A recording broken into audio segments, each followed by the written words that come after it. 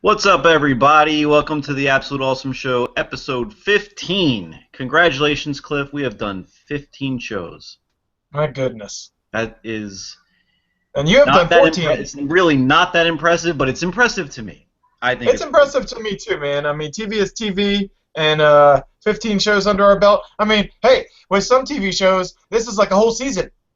Yeah, some are huge productions. They spend millions of dollars on 2 episodes, and then they just go away. Our millions of dollars have lasted 15 episodes, so I think we're doing pretty good. And our audience growing exponentially. Yes, Every week, I mean, it's like just crazy. All around the world. Loving the Absolute Awesome Show. All right, so we're going to get going here. Tonight we have a guest with us, Mr. Joe Rok, and I'm pretty sure that's his real name. I haven't asked him, but I'm going to go with that is his real name. That is not a stage name. His name is Joe Rok, which might be the coolest name ever. He's got to be. It's got to be his real name because his house is a music store. His house it's a music store. Is a music store. So I mean, of course he's Joe Rok. Of course. You know when your mother names you Joe Rok, you know your whole life is planned out ahead of you from the time you're born. That's just like if a little girl's born and her mother names her Champagne. It's pretty, That's right. She's gonna be on the pole. So. How's it going, Joe? I mean the literal pole, not. Oh man, I didn't mean it like that. I got you. Anyway. Yeah. Okay. Everybody knew what you meant. You had to do that, right? Yeah. I'm sorry. Let's focus on Joe and not the pole. All right. Joe, how's it going, buddy? It's going great. How are you guys? We are doing fabulous. We're looking forward to this weekend. Weather aside, I hope it's going to be a good time. I think it will be a good time. But actually, everything seems to be saying that the storm's tracking out east, so hopefully it's going to miss land, and we're just going to have a rip. Yeah, so, absolutely. So with the way I think of things, since now they're saying it's not going to hit, that means it's going to hit. Because the weathermen are always wrong, almost always wrong, and so I guess I should really be buying bread and milk for the house, because it's going to be pandemonium. Like it's going to be like worldwide wrestling all over the East Coast. Yep, pretty much. Yeah, I plan on going to the grocery store tomorrow because we're going to be gone all weekend. Won't be back till late Sunday night, so I want to be stocked up and ready to go in case we're just can't leave the house with the disastrous winds that are on the way. Right. I mean, you might have maybe a blizzard will come in and there'll be snow and you can't even open your door to get out when you wake up on Monday. Yeah, and you're just maybe. But if worse comes to worse, you get stuck in New York. There are worse things that can happen. Right on. He's like, don't jinx me, man. So speaking of this show on Saturday, so like I don't even know how we all got together to do this. So Joe, you've been on the show longer than we have. Give us some insight to what's happening on Saturday. All right, so it's CJ Ramone celebrating his 50th birthday. So last year, I met CJ and his wife Denise and their whole family out at the Walk for Autism Speaks. It benefit walk raises money, and I did it because CJ has a son who's on the autistic spectrum. So they do a lot to try and help bring awareness to the organization and help raise funds for research. So while we were there, his wife grabs me on the side. She goes, "Listen, next year CJ's turning 50, and I want to throw him a surprise party." And I'm like, "Okay." And she's like, I want to find a venue where we could do it. And I'm like, "You know what? I'm playing a place coming up in a little bit. I'll let you know. If you need any help at all, let me know." So I ended up doing this show at the venue we're going to play. It's 89 North in Patchogue, New York, out here on Long Island. And I invited CJ to come by to see the venue. I'm like, "Come by, sit and do a couple numbers with the band, and at the same time, he'd get a good look at the venue. We'd get a feel for what he thought of it." And then his wife Denise calls me up and she's like, "I had to tell him it's not a surprise anymore." It's like he was booking a tour and he started booking all these dates, and I was like, "If I don't tell him, he's not going to be here when we do the party." So I was like, "Okay." So I showed him, like, "This is the place. What do you think?" He's like, "It's great." And then it just snowballed from there, and then, some of the guys from the Huntingtons were playing behind him. Then it was like, "Hey, let's do a Huntington set." So you guys are going to play. You're going to play with CJ. My band, Joe Rok and the All-Stars, are going to play. There's actually a kid band, too. these kids, like little kids, like little kids, like middle school. Okay, that's cool. Like I'm not even sure they're teenagers yet. Are they called the They're Midfields? just teens. No, they're actually Chronicles 4. They're a Rush tribute band of kids. Oh my gosh, I hate Rush. Man. Hey. I'm not really a big fan either, and I'm thinking like, okay, let's do progressive music at a Ramones birthday party. I see how those two things fit together. No, but it's little kids. It might be really cool, and especially if the singer actually sounds like Geddy Lee. Of course, it'll be he won't have a very long career because I guess his voice will change, Right. and then it's like then they'll become death metal or something. But might as well be on it while you can. So that's cool, man. Right, absolutely. But so it's going to come in. It's $20 at the door to come in, and it's just going to be a great day. It's all day of live music. It ends up being four different bands all together. If we count you guys separate from CJ, even though you guys kind of are with CJ, you understand what I mean. You can count us separate. Me and Mike, man, we're not playing with CJ. We were gonna, and then he was like, I'm just gonna play. We were gonna be the backing band. And he was gonna sing, and he was like, I gotta play bass. I said, you guys just play as the Huntingtons, and I'm gonna play anyway. So it was cool. And he did that cranky voice the whole time, just like when he was talking to me. It was just like that.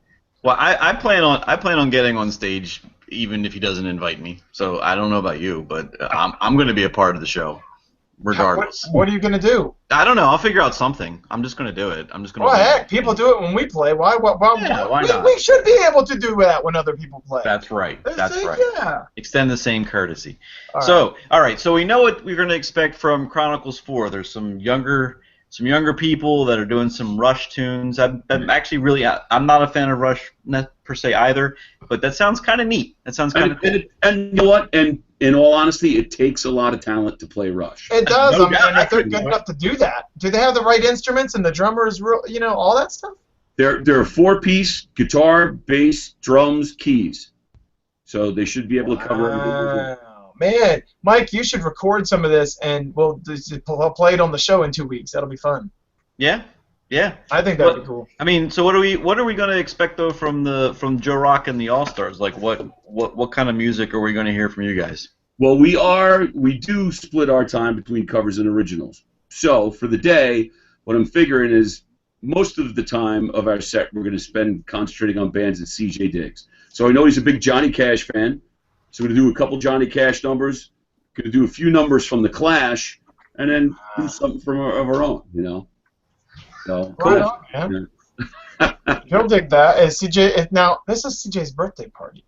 It's funny because at first you were telling me it was a surprise party. I'm like, I think he knows about it. He's on the flyer. But then you explain. So he does know about it. But he should get up and he should perform with every single band. It should be automatic that every band he's going to jump up and do a song with them. So even if he's just singing, he's 50 years old. He probably knows a Rush song and he probably likes them because he was in the military and he liked crazy music before he got into the Ramones. So I could see that he probably knows a song or two. He could sing Tom Sawyer with them or something. And he obviously, us playing a song that he knows, we're not going to do that because that's his whole set is that with the two of our guys. So we're not going to kind of take away from that when we play. But he could learn one of our songs good enough to jump up and sing backup vocals, and he should sing with you guys too. He should jump up and sing something with us. We do the Social D arrangement, Ring of Fire. So when I say I saw that. That's one of the things. So we're going to do that, and CJ's actually sung it with us before. The only thing is that if he's going to come up and sing it with us, he has to let us know because he sings it higher than I do.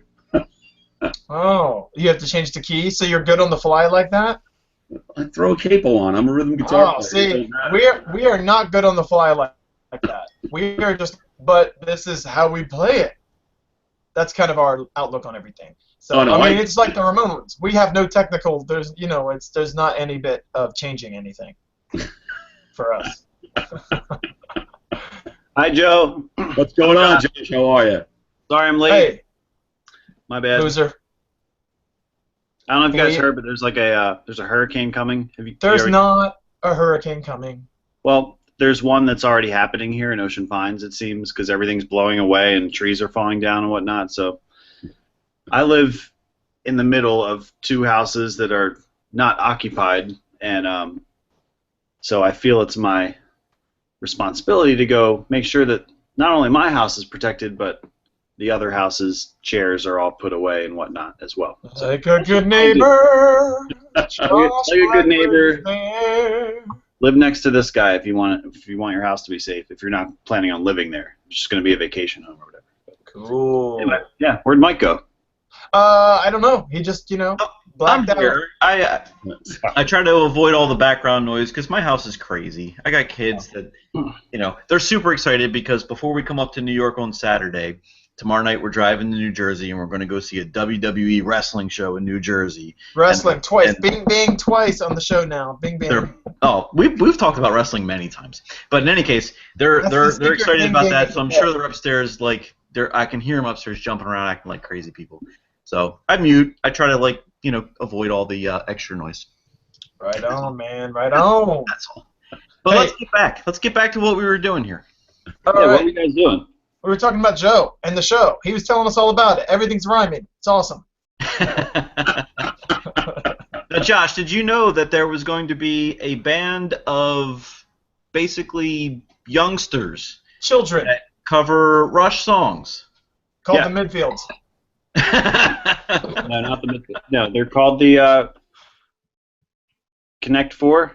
Something like that. Oh, that would have been a really good name for them. Connect Four. Yeah. Chronicles 4, though. Yes. Chronicles- Oh, but yeah. Connect Four would have been like 80s. That would have been awesome. That would have been awesome. That would have been. I actually today went on, or I saw something. I think Denise actually posted something about it, and I went and looked at a link of them playing some Rush songs. And I'm not a huge Rush fan by any means. I wouldn't even say that I'm a Rush fan at all. I mean, So far, we're all in agreement. We hate it. Everyone's just gone almost as far as saying, not that there's anything wrong with that. No. Yeah. I flat out said I hate them. I might like them as people in real life. I don't know, but I hate their music. I have always hated their Right. music. see, there's a band called Coheed and Cambria. Oh my gosh. And they're like newer, like metal or whatever. I don't know, but Terrible. but what was pointed out to me like 15 years ago was the singer sounds just like Rush, and I couldn't be in more agreement with that.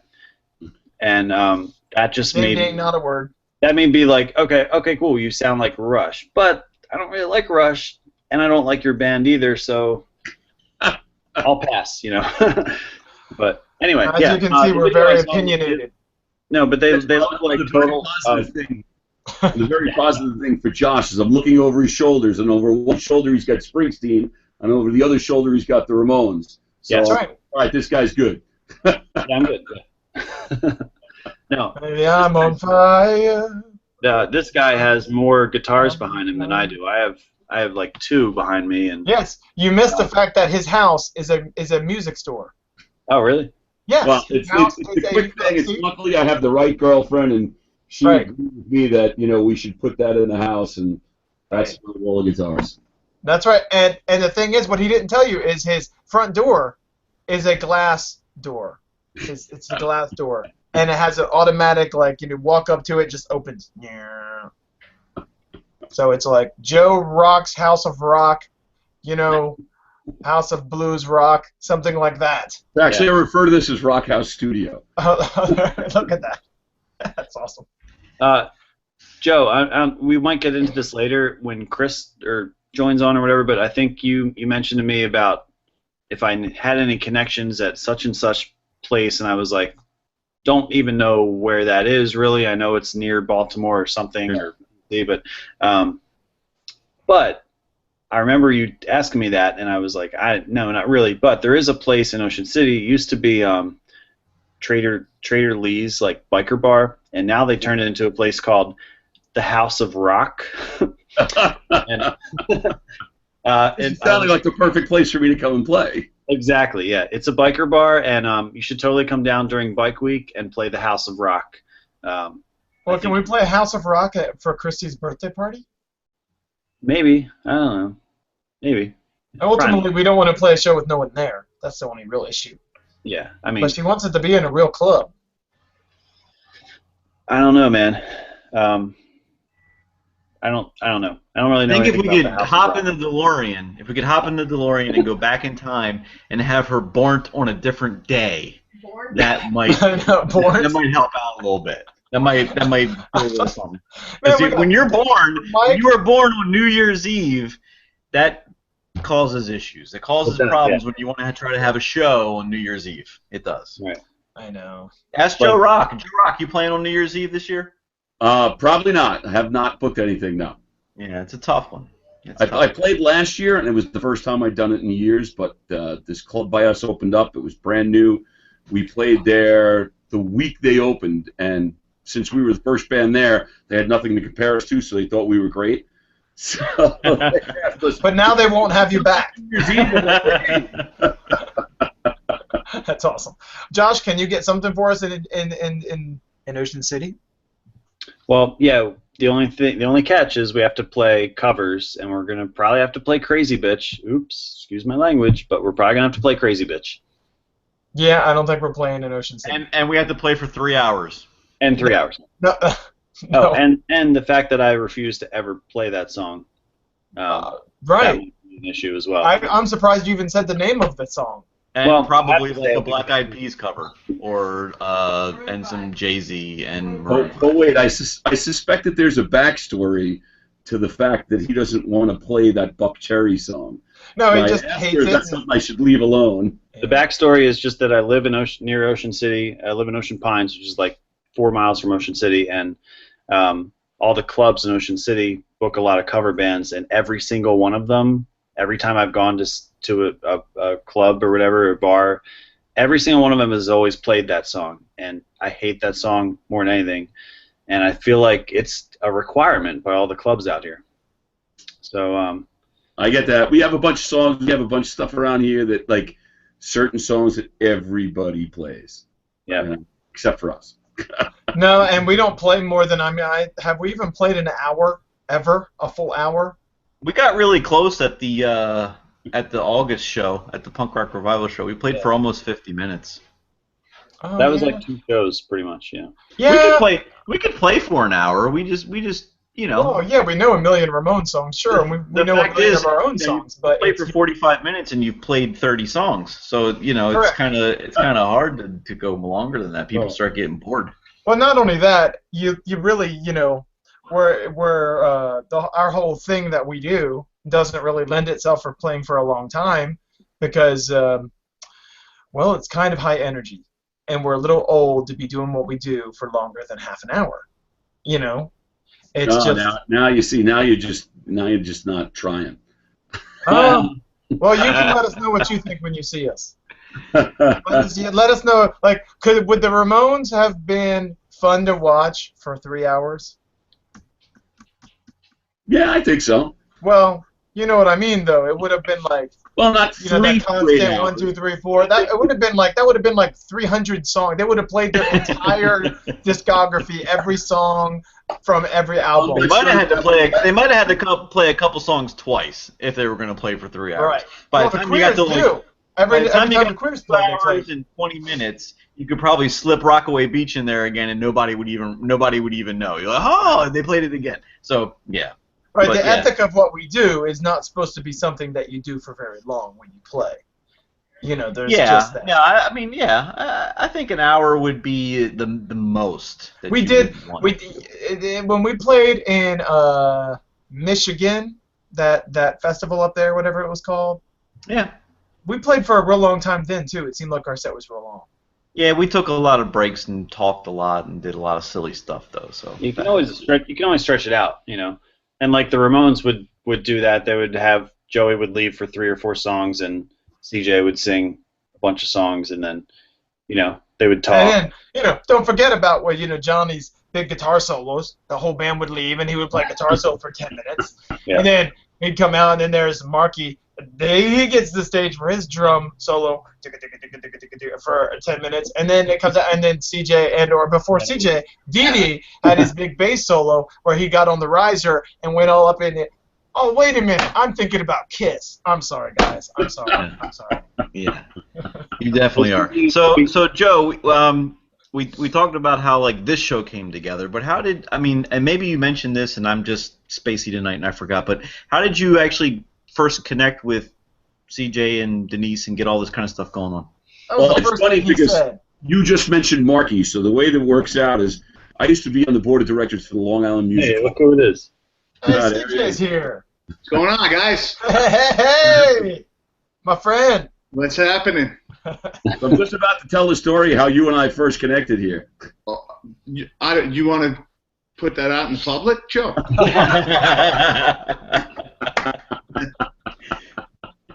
Awesome. Go for it, Joe. Let's get it going. All right. So I'm on the board of directors for the Long Island Music Hall of Fame.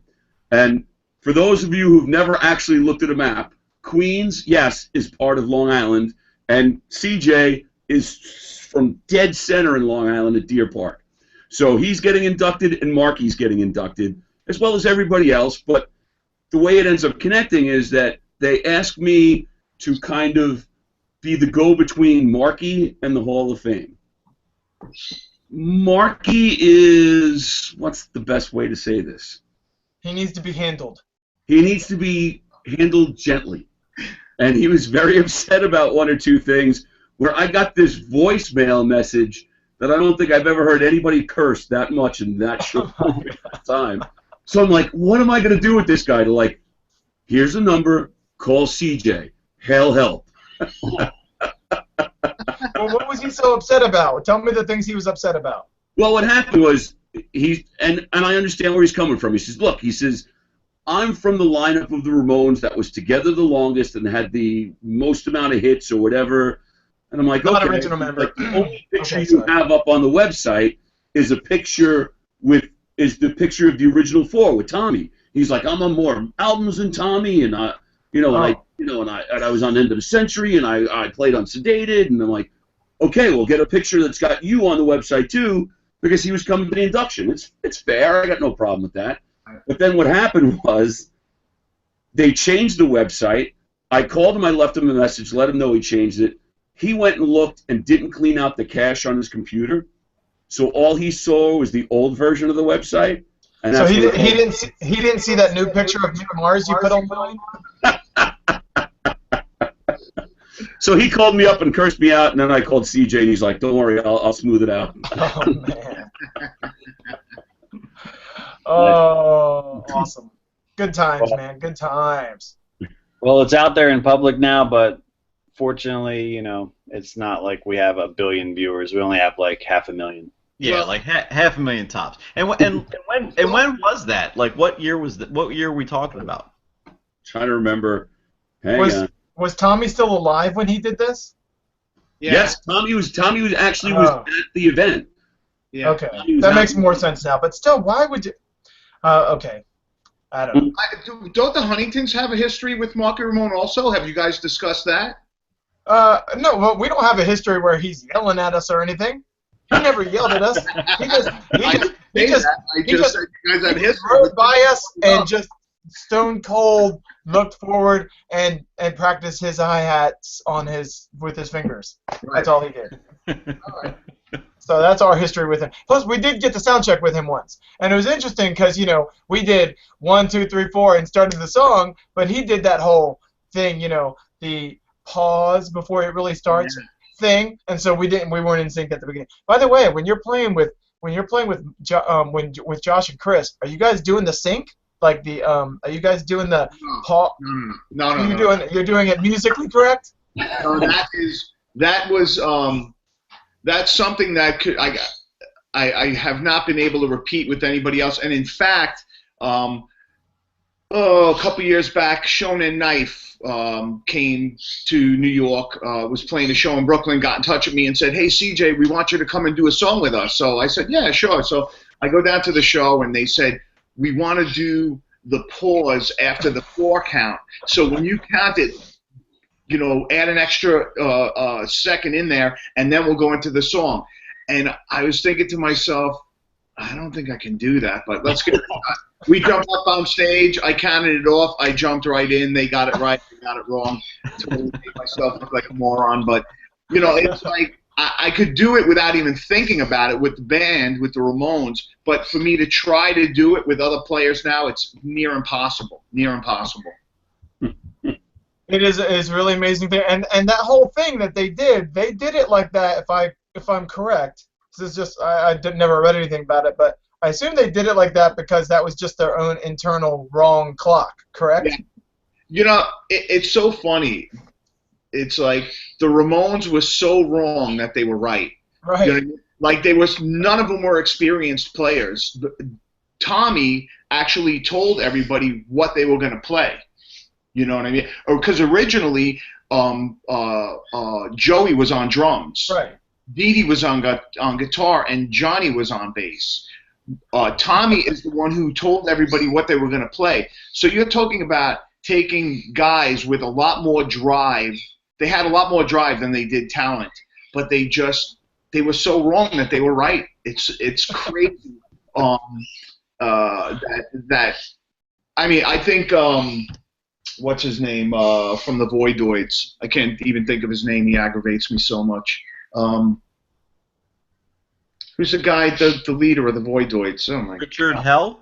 Richard Hell. He said he dismissed the Ramones and said they were like a gimmick band.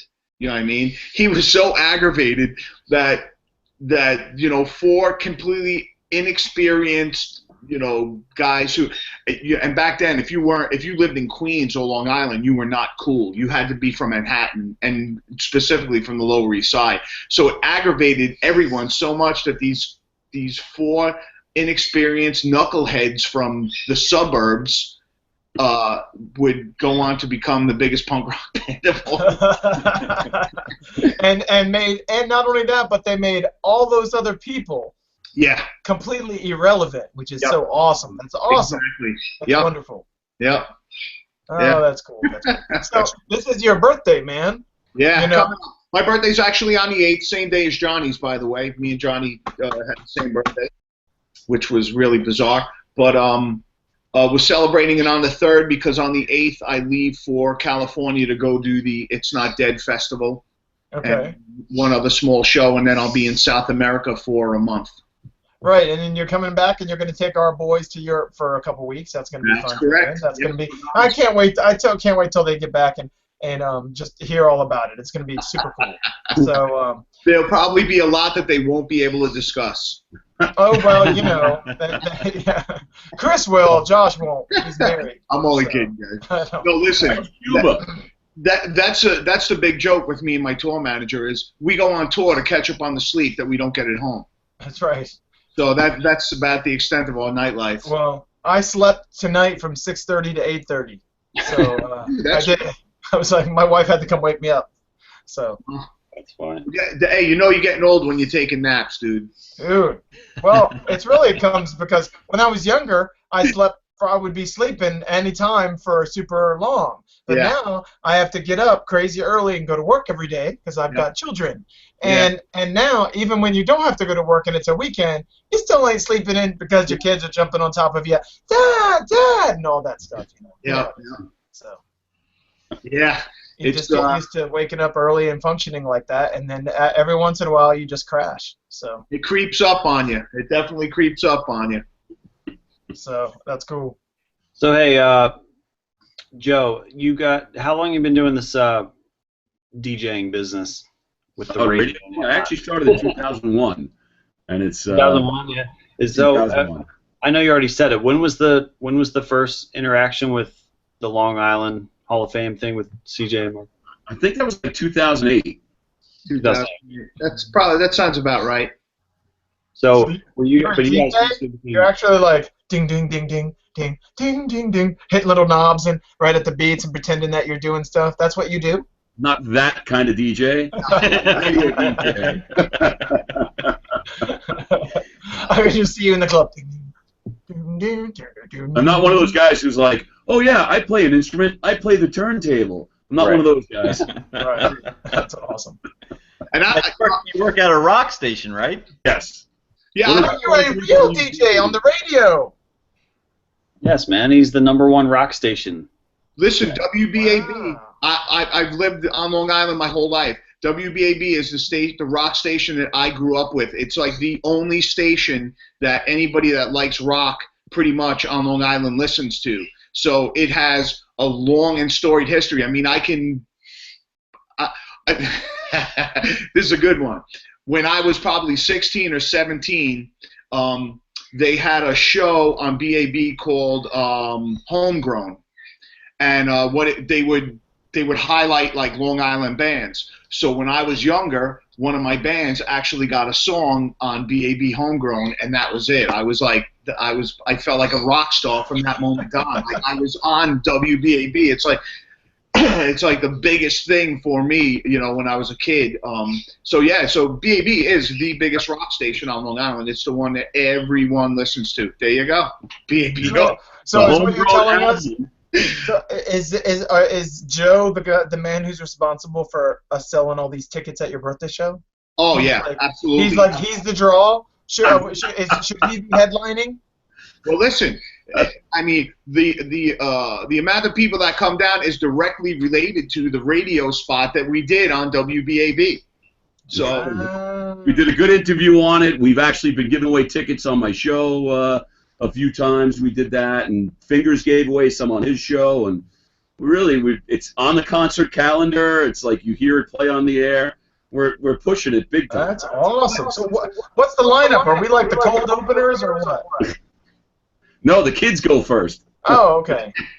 Oh yeah. Hey CJ, you're gonna get up and like jump on stage for every band and sing something. Are you gonna sing Tom Sawyer with Connect Four? I mean, I'm not a Tom Sawyer guy. I'm more like a Fountains of Lamneth guy, or even like Temple of Syrinx or something like that. I'm way more towards the earlier stuff than Moving Pictures and all of that. right. So, are you gonna sing something with them? Are you gonna jump up? It's your birthday. You gotta get on stage with every band, and you gotta hurry up and learn Pool Party so you can sing with us. I'm not. I won't be doing any Rush songs. That's for sure. Hey, I wanted to ask was, has Joe told you like the other musicians that he like constantly gets up on stage with, like the guys that he brings out? Did he mention like the guys from Twisted No, Sister? he's been really humble so far. He has not said a word about that. However, Joe, like just today, I went because Did you just say Twisted Sister? Yes. saw like Dude! Mark the Animal Mendoza plays bass with Joe very frequently. Oh my gosh! He'll Are be they there gonna with come us to the Saturday. show? The Animal will be there with us Saturday. Dude! I'm so excited! Yes. We actually recorded a Twisted Sister song a long time ago. It was terrible, but we did. Yep. I'm gonna give him a CD. No, I'm not. But still, that's so cool. Yeah. Yeah. Joe is very instrumental in keeping the rock and roll scene organized and functioning and together on Long Island. Besides being a DJ, the shows that he does and stuff, and the other musicians that he pulls out and gets up on stage. A lot of I did an event with him for the donors to WBAB, some of the contractors who do sponsorships on the station. BAB throws them a big party every year. I went to that, and I ended up on stage with guys that I grew up idolizing as a kid on Long Island, and I tried to be as cool as I possibly could and be quiet and kind of just stand back and be a fly on the wall. But I have to say, it was like one of the cooler things I've done in a long time. And It's like Lemmy who? yeah. Right. So listen, Is Mark Mendoza like a big he's huge in real life, right? Yeah. monster. Right. Now the guitar player, the guy that wears the wig now. What's his name? What? JJ. Yeah, JJ French. Is he gonna be there? He will not be there, but he has come out and played with us on a number Oh, of. that's cool. I mean, I know that he just wears the wig because he's got a day job now, and he just does Twist Sister for fun every once in a while. He's got normal guys. The other thing he's doing, he doesn't have a day job like everyone else. He's managing bands and producing and stuff like that, and he's doing real well with that. Well, then he doesn't have a reason to wear that wig. What the heck is he doing that for? For fun. I know. I'm just kidding. Why are you wearing that one? No. Why am I what? I was kidding. Like, why are you wearing that one? why are you wearing that wig? Wait do I you don't know. wait do you Does it see look like Joe a in wig? his wig? What? Wait do you see Joe in his wig? Yeah, nice. See, we also used to cover. Well, this is really like Molly Crew. this is like Yeah, we 20 did. plus years ago when we used to cover "Rock You Like a Hurricane," and this weekend it might actually be like an appropriate song to do. You know? Oh, we better hurry up and learn it again, man. Bam, bam, bam, bam, bam, bam, bam. And some stuffed animals to throw around. Oh man, great times, Yeah. dude. Did you end up getting any of that? That's really dig. What? So you did a Scorpions cover and a Twisted Sister cover. Yeah, we were. It And was. a poison, and a right. poison cover. You remember, like, yes, we did exactly. You remember CJ, like, it would have been right near the end of you guys' career, but the punk rock bands that were going around then, it became kind of fashionable to do, like, it was a funny punk rock thing to do, like, you know, an 80s hair Right. band song. You Yeah. remember that? So we were just, it was the same thing for us. That's all. Okay. It was before we ever started making records. Before we In the grew up. wrong time period or something. Right. Because that's the scene that I came out of. I actually came out of that 80s metal scene. That's totally what Me too. That's, you know, like late 70s, I was really into like Iron Maiden, Judas Priest, the Scorpions, all of that stuff. That's really the scene that I came out of. Right. I mean, wait till my book. I've been working on a book for a long time. I was working on a book, and I've been on hiatus for a while. But I'm actually You're back, Jack. You're back. I will get this book out. But in that book, I'm going to put some photographs of me from some of the earlier bands that I was in that I know are going to shock people. I know it'll probably cause me to lose some fans too, but you know, in the interest of being, you know, going all in and really giving everybody the truth of where I'm from and what I was doing, I'm going to put it all in there. And that's probably one of the things I'm looking forward to most of getting a book out, because now, you know, people know me from the Ramones and, you know, tattoos and blah, blah. But back in the day, spandex, too long. Of course, dude. Come on. I cannot wait for that book to come out just to read the reviews on the photographs that are going to be in it. Awesome. That's awesome. They should have some of those pictures around the venue on Saturday. Yeah. Hey, my wife is growing. I wouldn't doubt it if she does something like that. Right. Just to keep my ego in check. It's nice how our women do that for us, right? Yeah, that's their job, actually. Wife and kids, you know. I was gonna say, man, I know she's sick right now. Hopefully she's doing better, but it would be cool to have her on the show too. Denise has been, I know we gave Joe a lot of credit, but Denise has been huge in this whole show coming up Saturday, right? Like, working her butt off. She's really, I asked her if she wanted to come and join me, but she's trying to get as much rest as she can. She's not going to be at the show? Yeah, oh yeah, no, definitely, without a doubt. She's been sick for a couple of days though, and she's really, really, really been under the weather. But she's gonna make it. She's moving in the right direction now. She'll be better. But yeah, she's put a lot of time, a lot of work, a lot of effort into it. And she's the kind of person, when she does something, she really takes responsibility for it, like down to the finest detail. So I don't want to call her a micromanager or anything. Really intense on the details. So you're saying she's a wife? Yes, exactly. So she's really put a lot of time in, and we've got it organized as we possibly can. We have people coming in for this I just got a message from a fan up in Canada. We've got people coming in from Canada. We've got people coming up from down by you guys. We've got people coming out from the West Coast. I mean, this is really, it's a lot of people coming out for this, so we got to make sure that it's good. Yeah. Right on. Well, we're going to do it, hurricane or no hurricane, that's for sure. We're going to... Yeah, and by the way, I've been following the weather reports. The new model for the storm shows it going east, going out into the ocean. We're supposed to have rain on Saturday, 20 to 25 mile an hour winds. Sunday's supposed to be windy, but no rain. So I don't think we have all that much to worry about as far as the weather goes. Yeah. And but they already canceled the walk thing and the show on Sunday. We what we did was we told them we're not going to play. The walk is not canceled. We told them that we're not going to play in case the storm changes paths and the guys want to beat a path out of here. I figured the easiest thing to do is just say that we're not gonna play. And I play it almost every year anyway, so if I skip this year, it's not a big deal. If the walk happens though, if it does go on, we are still gonna walk, but we won't play. Cool. So you guys have been involved with the Autism Speaks thing for a while then, right? Yeah. I think this is, I want to say 6 or 7 years straight Wow. we've done it. So yeah, we've been, it's a kind of a slippery slope when you have any type of celebrity and you start doing fundraisers and benefits and whatnot, because once you do one, people start coming after you for every one of them.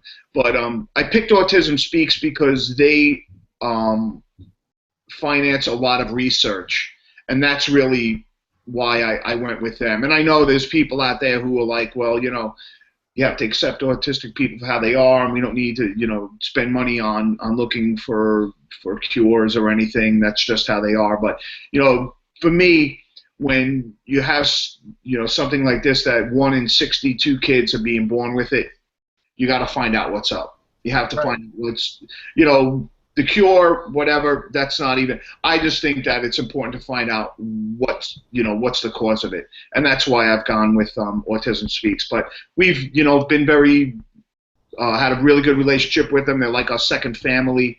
And Kathleen Lanise, who was a huge help for us organizing this, she is actually on the board, the Long Island board for Autism Speaks. She was really, really helpful to us. She really put a lot of time and work into. So we owe that to them. Awesome. Cool. Well, it's about the time of our show where I go and I throw the link out to people and we get a whole bunch of extra folks in here talking. So I'm going to do that. You guys keep talking, and I'll pass the link around. We'll get some more people in here, get a conversation going. All right, You guys don't mind if I run and grab a cold one, do you? You can run and grab a cold one. I'm gonna run and fix my wig. The wife and kids are all in bed right now, so I can crack a cold one and hang out and shoot the Right breeze. on. CJ, hey, he's gone. Well, what I was going to say was, it's crazy how this guy, if I text him, if I email him, if I call him or whatever, like, it's the responsiveness that I get back is usually like pretty much delayed by like a week or so. But I sent you this link to the show, like, hey man, if you want to come on the show, like you were on the show like 5 seconds later. I couldn't believe it. That was the quickest response you've ever had from me, man. Appreciate it. Anything for a little time in the spotlight. Right.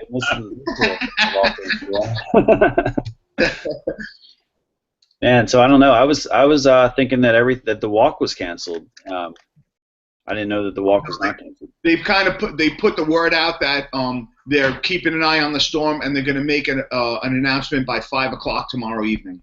Okay. So by 5 o'clock tomorrow evening, we'll know what's up. But regardless of anything, we're doing the birthday party. Well, Yep. And I wanted to tell you guys, bring as much cash as you can, because we have some really good things that we're auctioning off. Cool. 50-inch screen TV. We got, well, you guys wouldn't be interested in Jets tickets, but we got Jets tickets. We have a 2-day pass to the #1 civilian gun training range in Las Vegas. It's a $1,000 2-day pass you can bid on. I think that's a minimum $400 bid. And I'm hoping that nobody wins that, because I sure would like to go. What else? We got a whole bunch of really good stuff, though. It's funny, my wife, like we were saying before, putting the time in, she really like went out and hit the pavement and pulled in some really neat stuff. So there's lots of stuff. Of course, the liquor basket and stuff for kids, and so we got everybody covered. And as it is a family event, who's got kids? One of you guys got kids, right? Me and Mike both do. That's right. I have 2 boys, and Mike has 2 boys and a girl. You bringing the kids? No. Okay. Well, Mike's bringing all 3 kids. Yeah, he's bringing his. I'm not bringing mine. I have this thing where I don't know. I don't want my boys to ever see me as anything other than dad. Oh, okay. All right. I'm one of those guys. You know. How old are they? Well, they're only 5 and 3, right? Or 5 and 4, right? I'm sorry, 4 and 3 right now. So You know that this is going to be on YouTube forever, right? yeah, they'll be able to find out about me someday and all that kind of stuff. But that's different from them growing. I don't want them. I don't know. I want the focus for them to be that dad's always there watching and looking at them, not the other way around. So I told you the story about how my kids found out that I was in a band, right? Yeah. Madison Square Garden. Madison Square Garden. Oh, by the way, I have the perfect name for your next album. Go. Okay. CJ Ramone, Half a Century. Dude. You know, brings in the Ramones and everything. So, That's good. That's good. Sorry. Yeah. I got to start working. Get it? Okay, what? I'm sorry. I got to start working on that title because I'll be in the studio in March to record the new one. Man, who's going to be your backing band? Are Josh and Chris going to be on the album, or you? By the way, do you your guitars on your albums? Yeah. Are you using amps? Yes. What amps do you use? Because the guitars have kind of a fuzz tone to them, where you don't. It's different than what I normally hear. The studio that we played at had a lot of like really neat vintage amps. I want to say that one of them is a twin reverb, and the Fender, and the other one, it may have just been an old Marshall, an older JCM, or no, it might have been a Plexi. But anyway, they're older vintage amps. But the studio where we recorded, the engineer / producer there, Jim Monroe, he has a very specific guitar sound that he likes for punk rock records, and so those guitar sounds are really more his creation than they are the guys who actually played. But that's what you pay a producer for, right? Right. I mean, and almost there's a quality to the guitar tone on both albums where it almost sounds like it's bad tubes, right? Or you know what I mean? I mean, where you're not really hearing that strum. It's like buzz tone, like Motorhead was talking about. You know, that's actually what it sounds like. You know what? What it sounds like. I used to back when I had a band called Los Gusanos. I played guitar in the band, and I used to use a Variac on it, which is, you know, you can speed up and slow down the voltage, the delivery of the power. A lot of famous guys have used them in the past. I did it to get a dirtier sound at a lower volume, and that's kind of what that sounds like on the record. It kind of sounds like he had a Variac on him, and he was playing with the sound that way. But yeah, that's something that Jim is known for. He's real specific on his guitar sounds and tones and stuff. So, and I really, of course, obviously, I really liked it because I did the second record with him, and and we used pretty much all the same sound. Well, it's your first solo album. Oh my gosh, it's so cool because, and I haven't really delved into your newest one yet, but the first one, it's just so cool because, you know, your Los Gusanos, it really kind of comes from a standpoint of there's more to me than the Ramones, you know what I mean? Right. And then when you did Bad Chopper, it was just awesome, super tough guy stuff. And this is like, all right, I'm just CJ Ramone. That's what I'm going to do. I'm just going to say, this is who I am. It's what you know me as. Screw it. Here we go. And what's really great is this album is like, it sounds like an album of singles. It is so good. There's not a single song. Every song is so good. It's so awesome. So is the new album, are the songs as catchy and all that? I have it. I just haven't delved into it yet. The new album could be Reconquista Part 2. Really? You know, I mean, You know, it's funny that you mentioned that your descriptions of the records really go the way just like you're describing it. Like Los Gusanos, it was something. It was the first thing I was doing outside of the Ramones. It was very kind of freestyle. I played guitar because I wanted to do something different.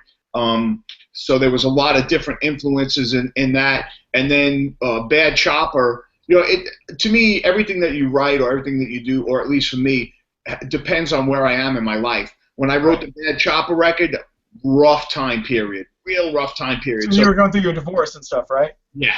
Yeah. So the songs themselves are very It's like, screw you. Yeah, I know. exactly are very angry sounding.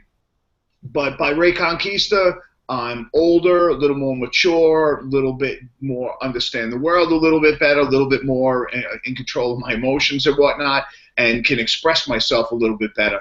So that's why Ray Conquista sounds the way it does. And it really is. It contains the influences probably of everything I've done musically from the beginning, which is great.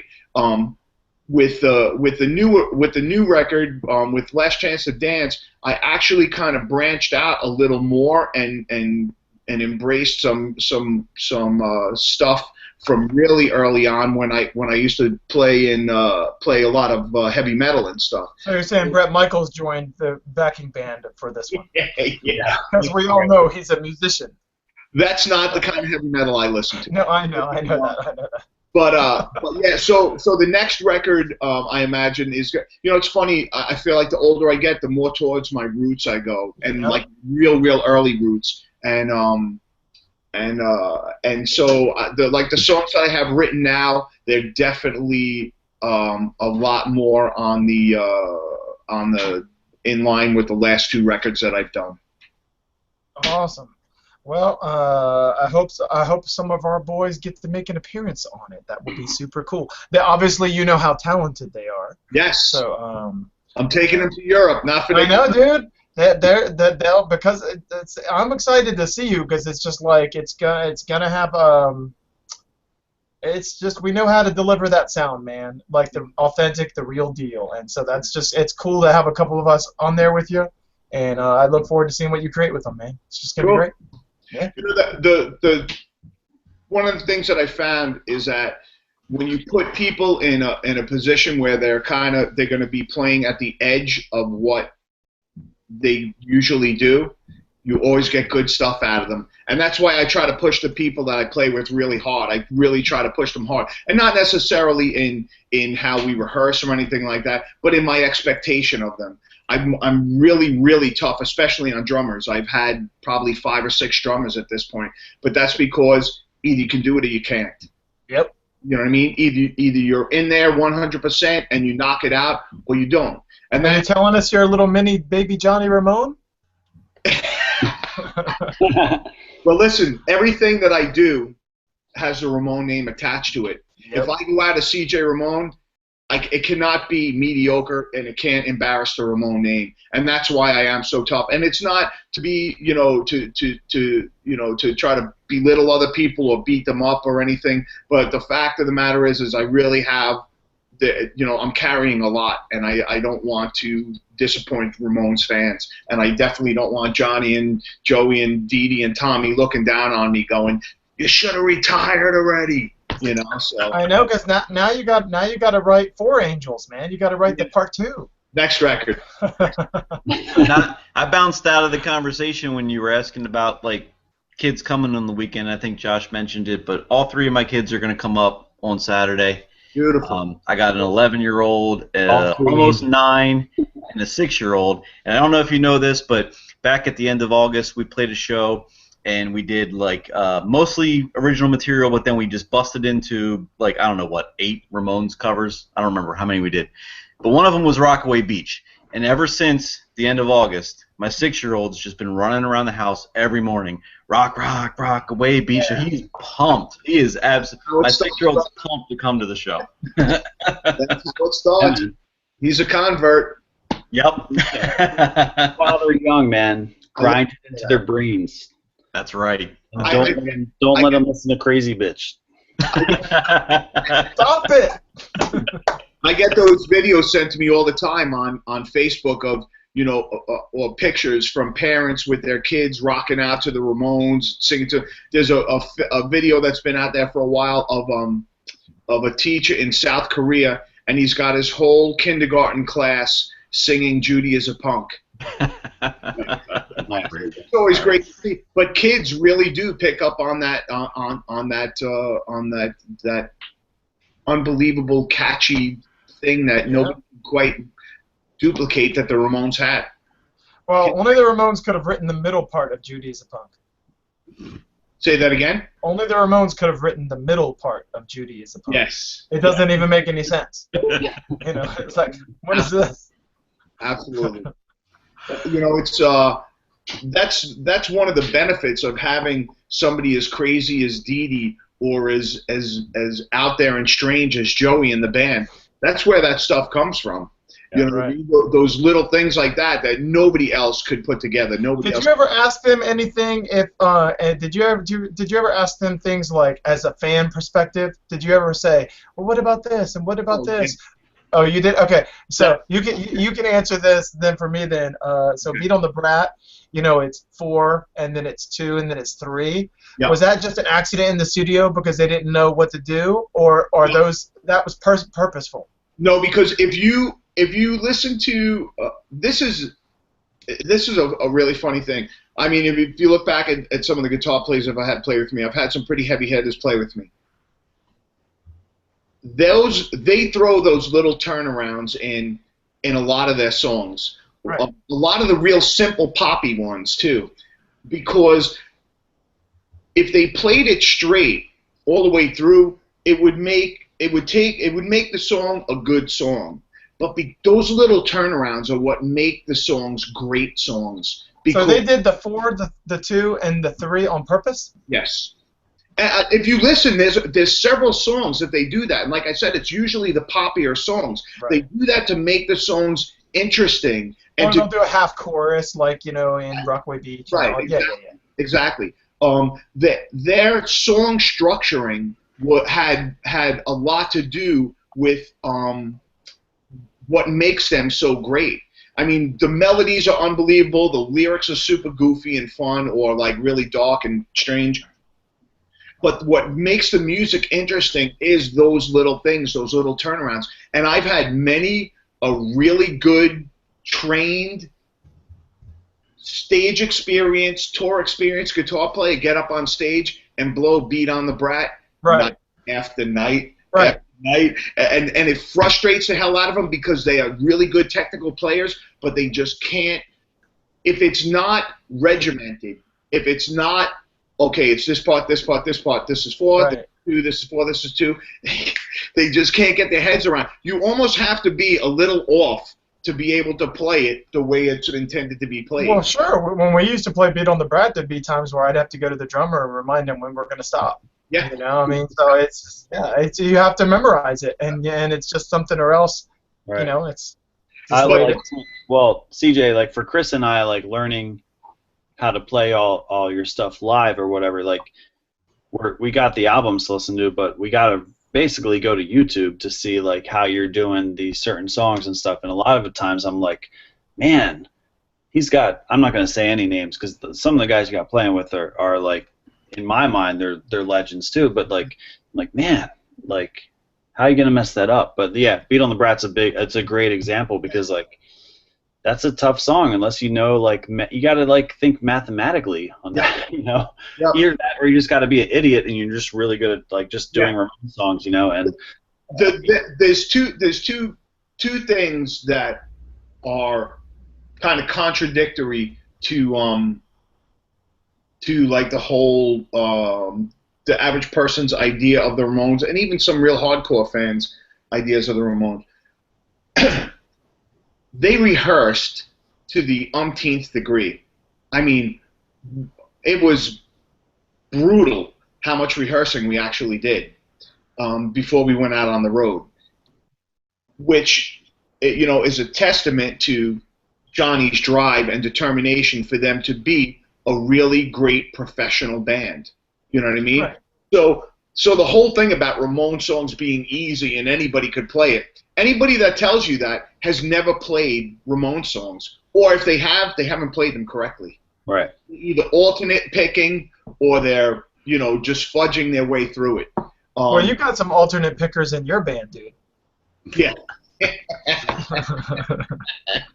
Not now, though.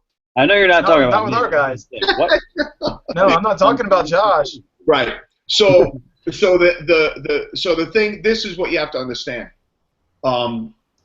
Ramones live, just Johnny, all downstrokes. Right. Ramones studio, multiple guitar players, lots of alternate picking going on. Right. So you had Ed Stasium playing guitar on some stuff. You had Daniel Ray playing guitar on some stuff. There was a slew of people who actually played on Ramones records. So with my guys, my usual touring band, the guys from the Adolescents, what we've done is we've always tried to combine the two. Dan Root usually does the straight picking.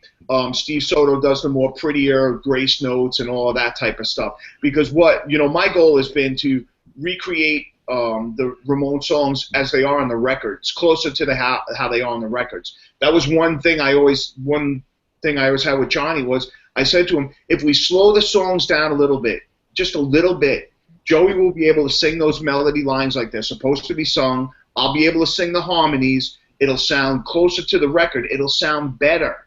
But Johnny's thing was like, no, the fans like the slam dance. We have to play it as fast as we possibly can. Yep. Point taken. Okay, I got it. But when I started going out, my goal was never to be, I want people to come to the show and experience, what a Ramones live show was. That's not what it was. What I try to do is capture what was on the records, and with the same intensity and energy too. The live shows can't be reproduced. I don't care. I could get a band of young kids that would get up on stage and jump around and put on a great show, and we could play it as fast as we can. It's never going to sound like the Ramones did live. That is an unachievable goal. You're never going to have anybody that sounds as good as Joey singing live. He's one of the greatest rock and roll singers of all time. Johnny's guitar style, I watch people, do what he does. Most people don't get the how Johnny actually played. They don't get how he actually played. They don't understand that he wasn't just doing all straight down picking. He was actually playing some rhythms. If you watch his hands live, he's playing rhythms. There are rhythms in there. It's not just a straight 8th note or 16th note thing he did. And he also played full bar chords a lot of times too. Trying to recreate what the Ramones did live, never going to happen. I'm not stupid enough to try. My ego isn't big enough. But I did want to try to get what they did on the record, because the magic on the records is what drew me to the Ramones. That the poppiness of it with the aggressive sounding guitars, and it all comes together and sounds real good. And that's what I try to get. So that's why when I got Dan and Steve with me, and that's what we try to recreate. And now, we go down to South America, there are only 2 or 3 Ramones songs in the set. It really is my catalog now. And Europe will be the same thing. That's why Josh and Chris are doing their homework, right, guys? We're doing homework, man. I don't know where Chris is. He's not here yet, but. All right. Well, Chris is a big Ravens fan. He's watching the game probably, but. No, he's taking a shower. He was working out.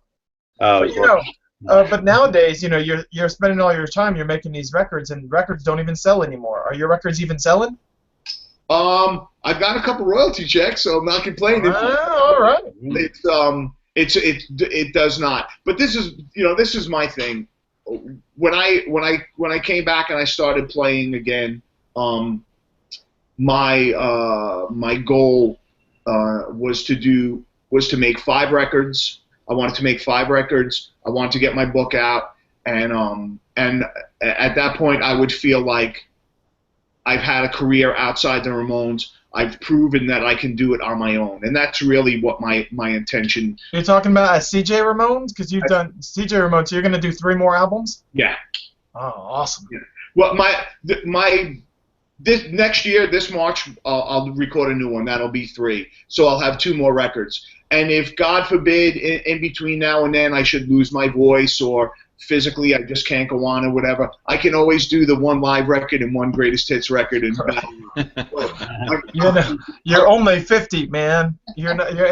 You got to. It's like literally for guys, unless you're just ripping it and going crazy, you can maintain until you're like 70. But then after that, then it gets real harder. Depends on if you sing out of your range. You don't sing out of your range, right? So, which is really smart.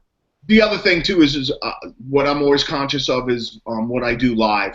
If I feel like I'm really not, I just don't have the energy to really put on a good show live, then I'll stop. Because that to me is, and of course it's something I learned from Johnny, is really the most important thing. When people come to a show, it's not just to stand there and listen to the music. They want to be entertained. Right. So as long as I can entertain them and keep them engaged, and I'm still physically, I'm very physical on stage. So as long as I can maintain that, I'll definitely keep doing it. Well, there's more than that too, because there's a trick where you have to actually allow.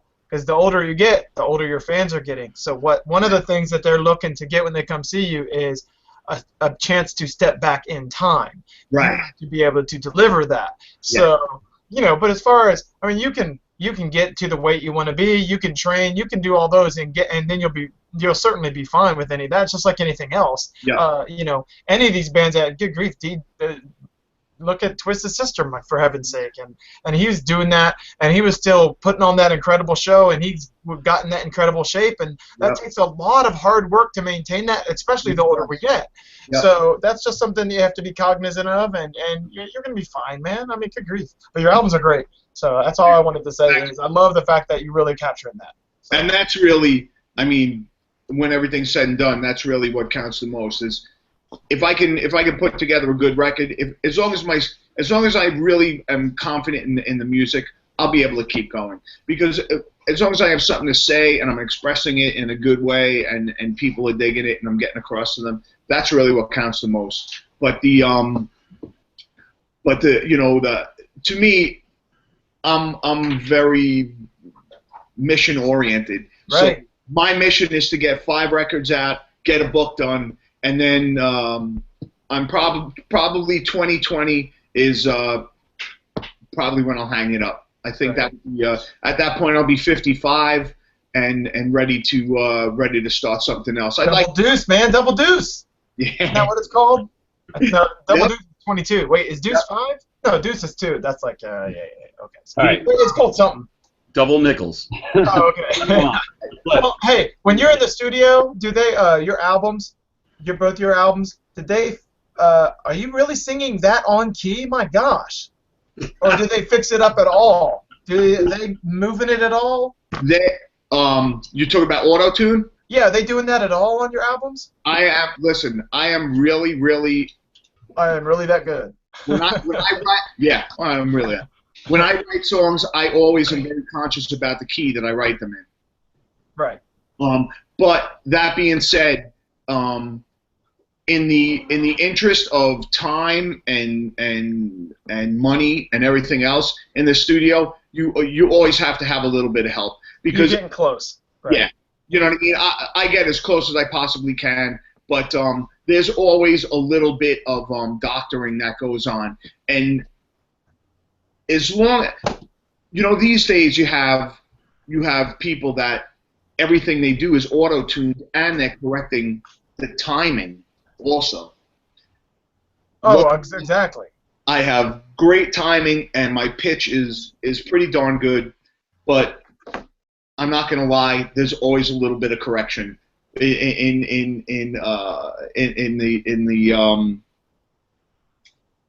the studio. You have to remember that you're paying for the time, and at my age too, my voice, I can't go into. I used to be able to go in the studio and sing for 12 hours. I can't sing for 12 hours now. My voice is good in the studio. I probably get good 3-4 hours in the studio. So sometimes, realistically, you just get it as close as you can, and they tweak it, and that's it. But it's not like I'm singing with the auto-tune on and they're correcting everything. Right. The other thing that makes the vocals sound really good on the records is I've got Steve Soto singing background vocals, and that guy is a monster of a singer. Unbelievable. So the harmonies And that's something that, I got from the Ramones, too. I also got it from listening to all the early 50s stuff, too. I really love, I love all that early stuff, too.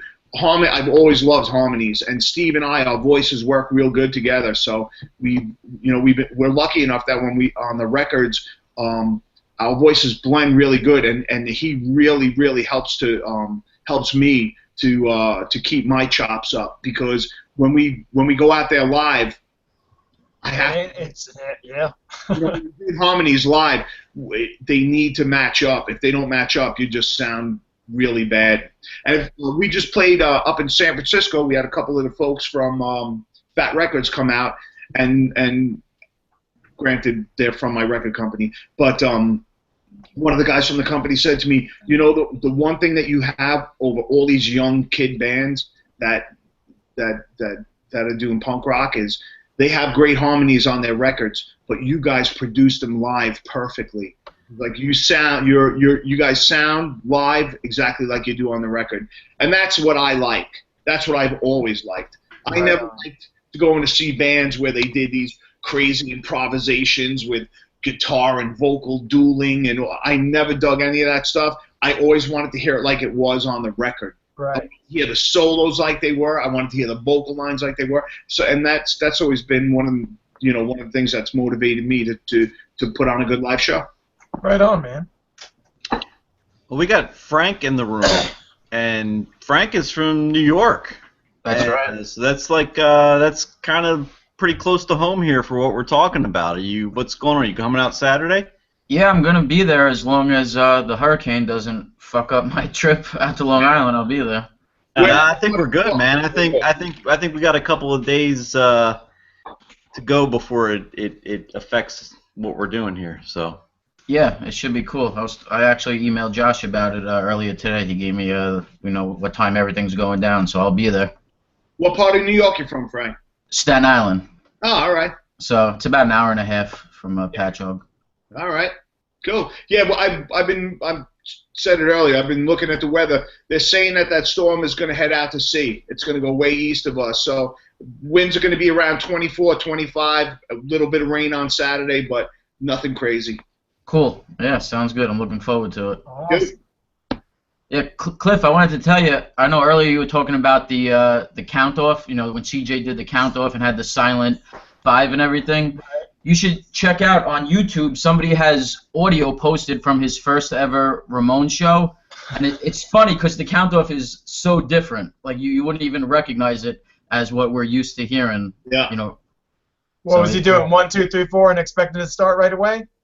It was more like, a real musical count-off. It sounded the right way, yeah, but it didn't sound like the Ramones. Played it like that? Or so they basically took you in the back and gave you a little whipping and said, this is how you're going to do it from now on.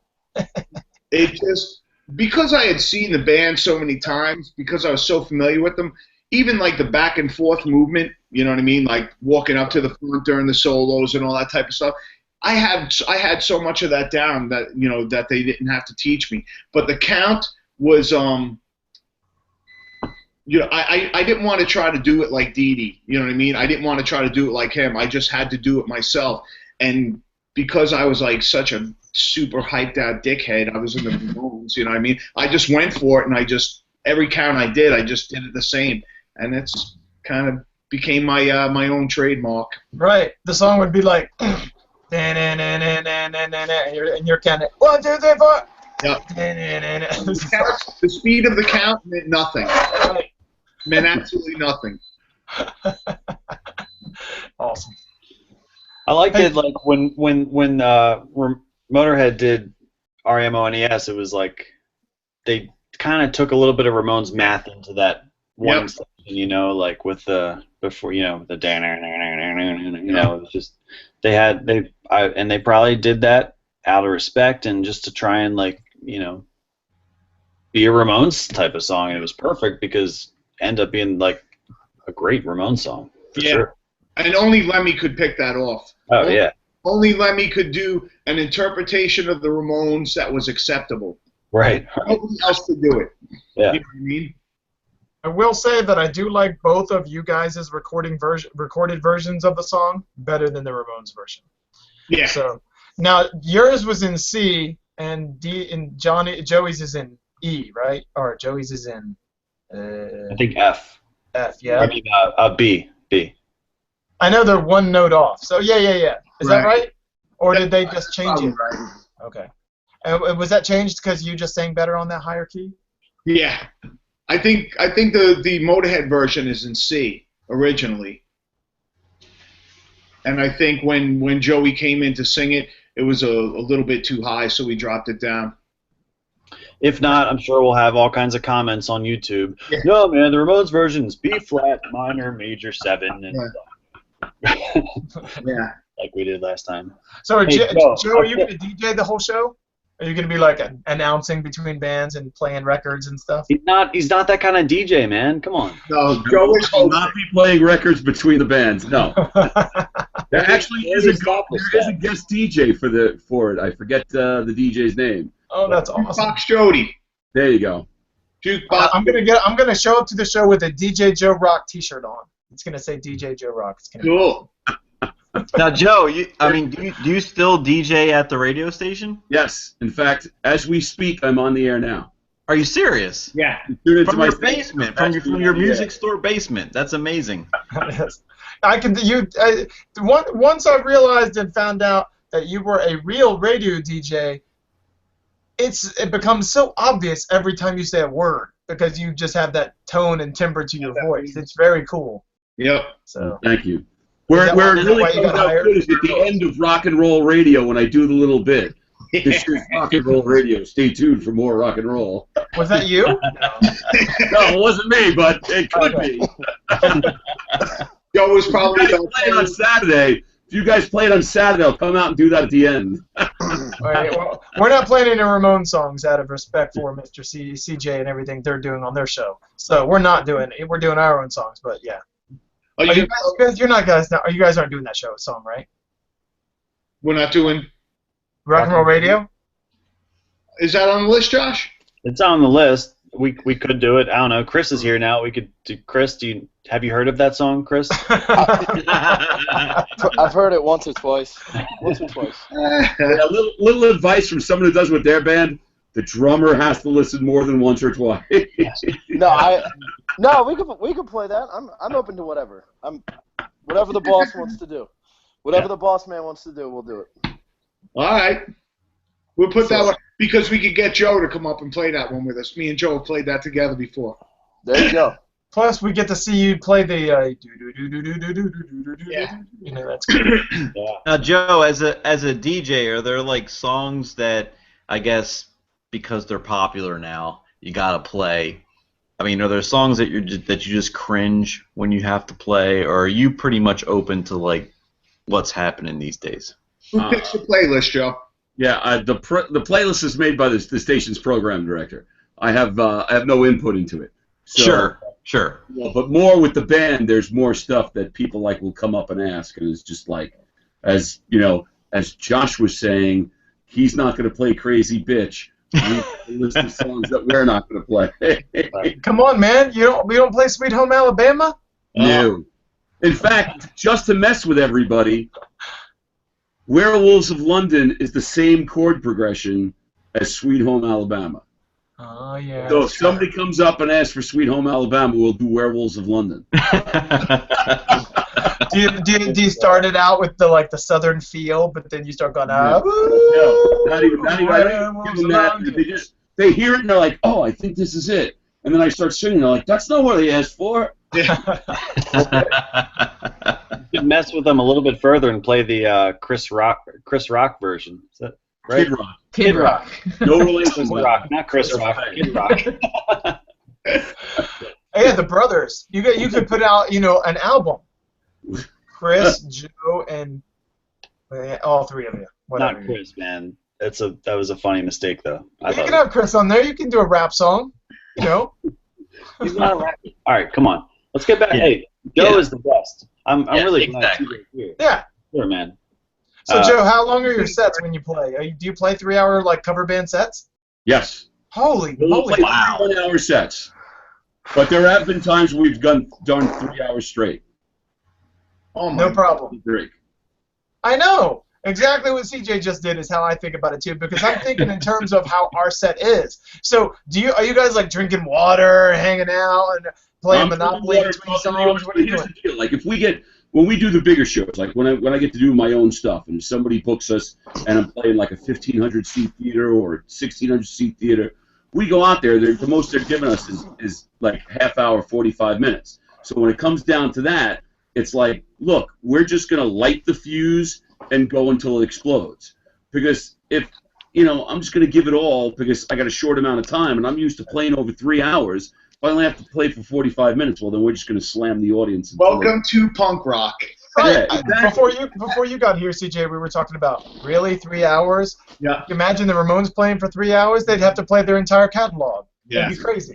Not only that, to me, like when you play a shorter set, you can really like just every song you can really just pour it out in. Yep. Right. When you're playing a 3-hour set, you need to pace yourself. You got to pace yourself. There ain't no way you're going to put everything you got into every song. And that's really, to me, the attraction of playing, one of the attractions of playing punk rock live is you can really just pour it all into every song. You only got to be up there 45 minutes to an hour. You can go for it. 3 hours, it's like, I guess I guess if you're doing a 3-hour set, it's not really about the band as much as it is about the audience and dancing, creating an atmosphere. Right. It's about the party. Yeah. Well, All right.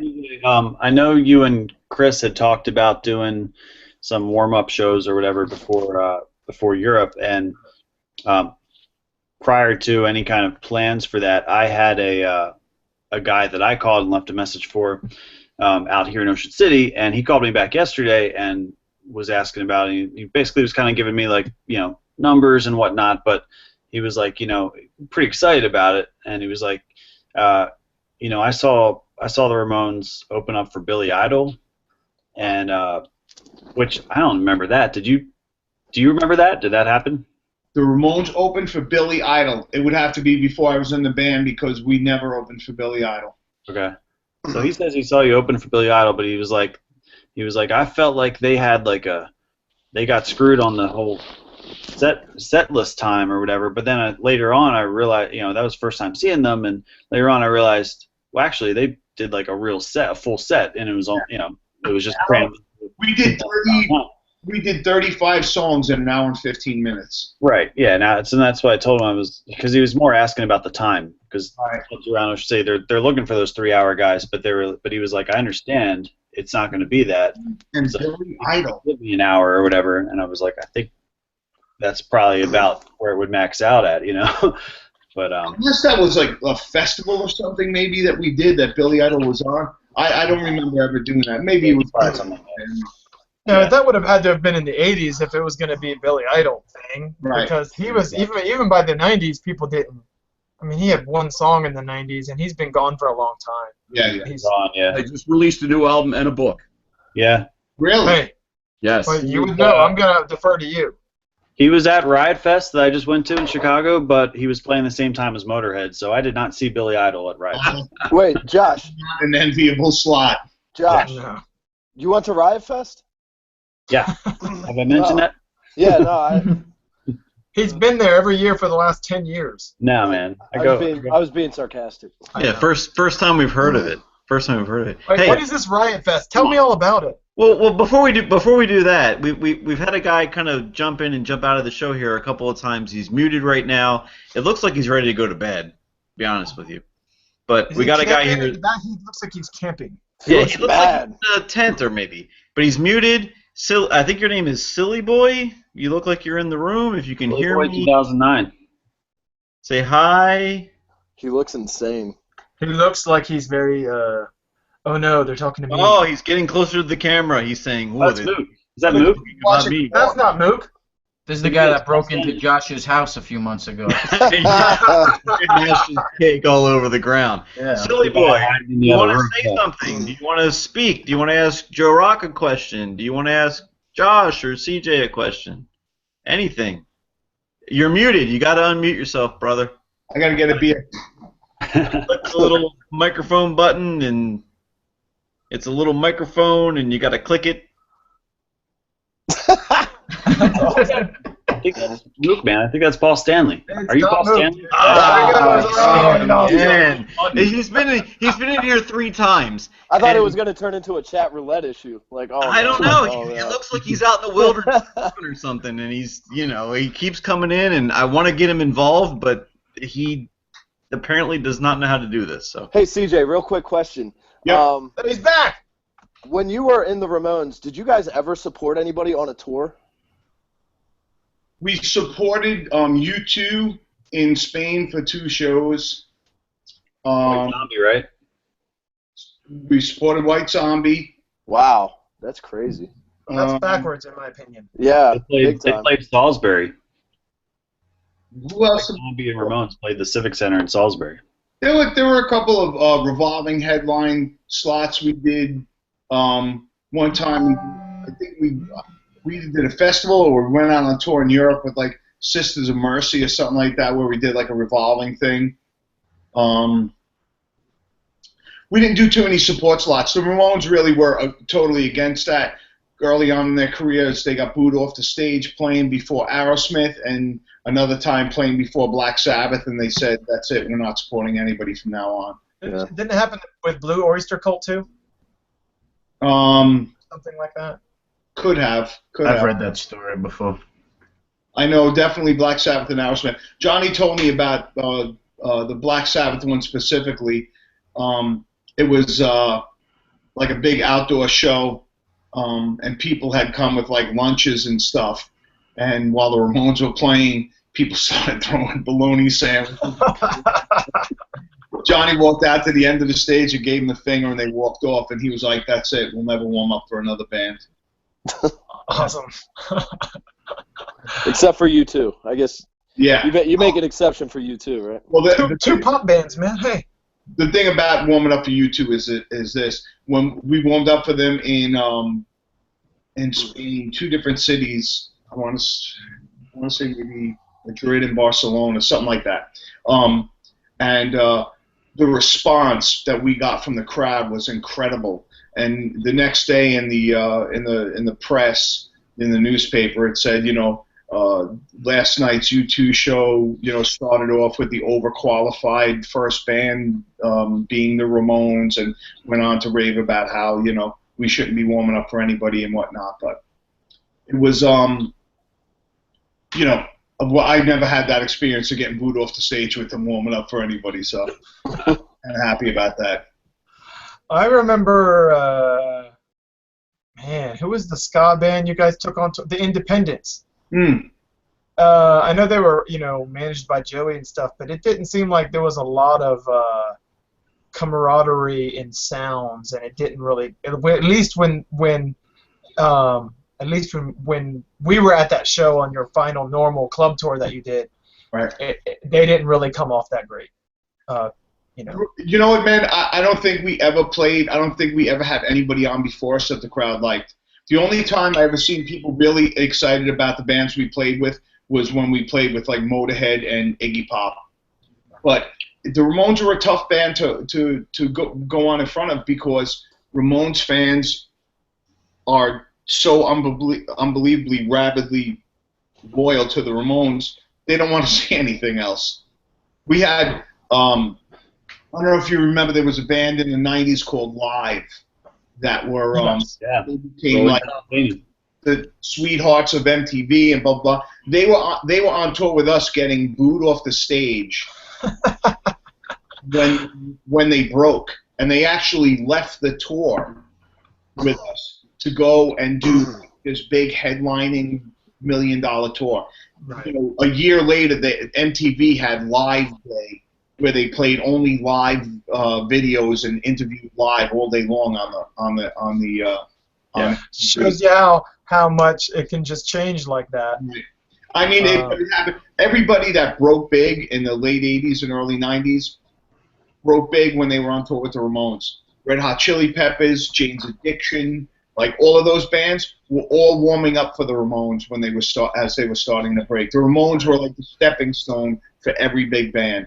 And I think that's because the manager, Gary Kerr, first used to used to earn favors by allowing people to warm up for the Ramones. I really believe that's. What kind of favors was he earning? Money? Well, money or just, connections. It's a networking thing like everything else, you know what I mean? Favors or whatnot. But, it's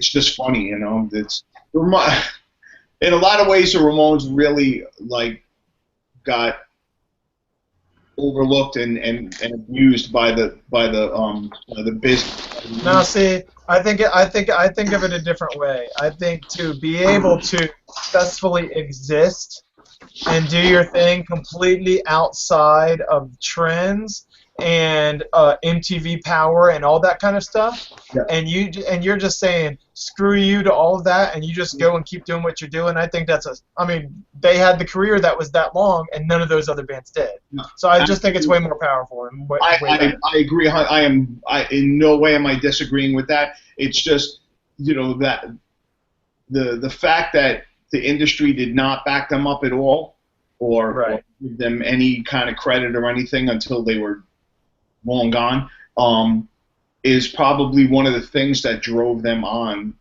Especially Johnny. Johnny was like, we're going to make this happen with or without them. And realistically, he's the guy who did it. He is the guy who kept it together and made it. So I'm trying to. Joe, do you have any connections with getting us a show on New Year's Eve in New York City? As long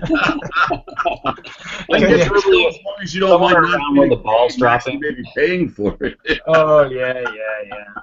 So we can't play in your house. All right. No. Everything's all set up here, but I don't think we'll have a good turnout.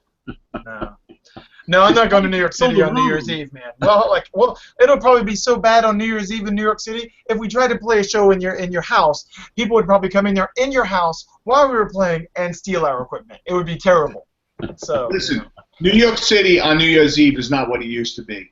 It used to be fun because you could go down to Times Square and hang out and have a good time and blah blah blah. But these days now, they put up these barriers where you're basically like in a cattle pen. You got to go there early. You stand around in the cattle pen. You can't leave it. So it's like Disney World. Yeah, it's not like it used to be. It's really not that much fun. You know what I mean? Yeah. And if you want to go see a band, you're going out to Brooklyn anyway, because there aren't too many places left to see a band in Manhattan anymore. Right. So New York City's just living off a reputation it built like in the 60s and 70s. So you should call Richard Hell and be like, hey, how about Manhattan now, sucker? Yeah, right. But you know what? I always wanted to run into that guy and call him on his comment that the Ramones were just a gimmick band.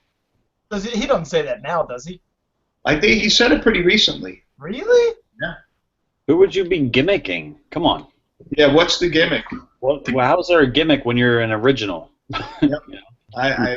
I didn't get the comment. But hey Richard, you only put out one album that people know and not very many people do. Yeah. The Ramones have how many albums that people know? We put out a platinum greatest hits album. He didn't sell records like that. Right. Well, I think Richard Hell was important because of what he did at the time he did it. You know what I mean? There wasn't a lot of that stuff going on at that point. You know what I mean? He really was an innovator and a new guy. Plus, he was an artist. You know what I mean? And realistically, that's what he is first and foremost. I think, as an artist, not necessarily a musician. But I think the guy is just highly overrated. So if you're watching now, Richard. Yeah. Richard, yeah, he's going to be our guest in 2 weeks, but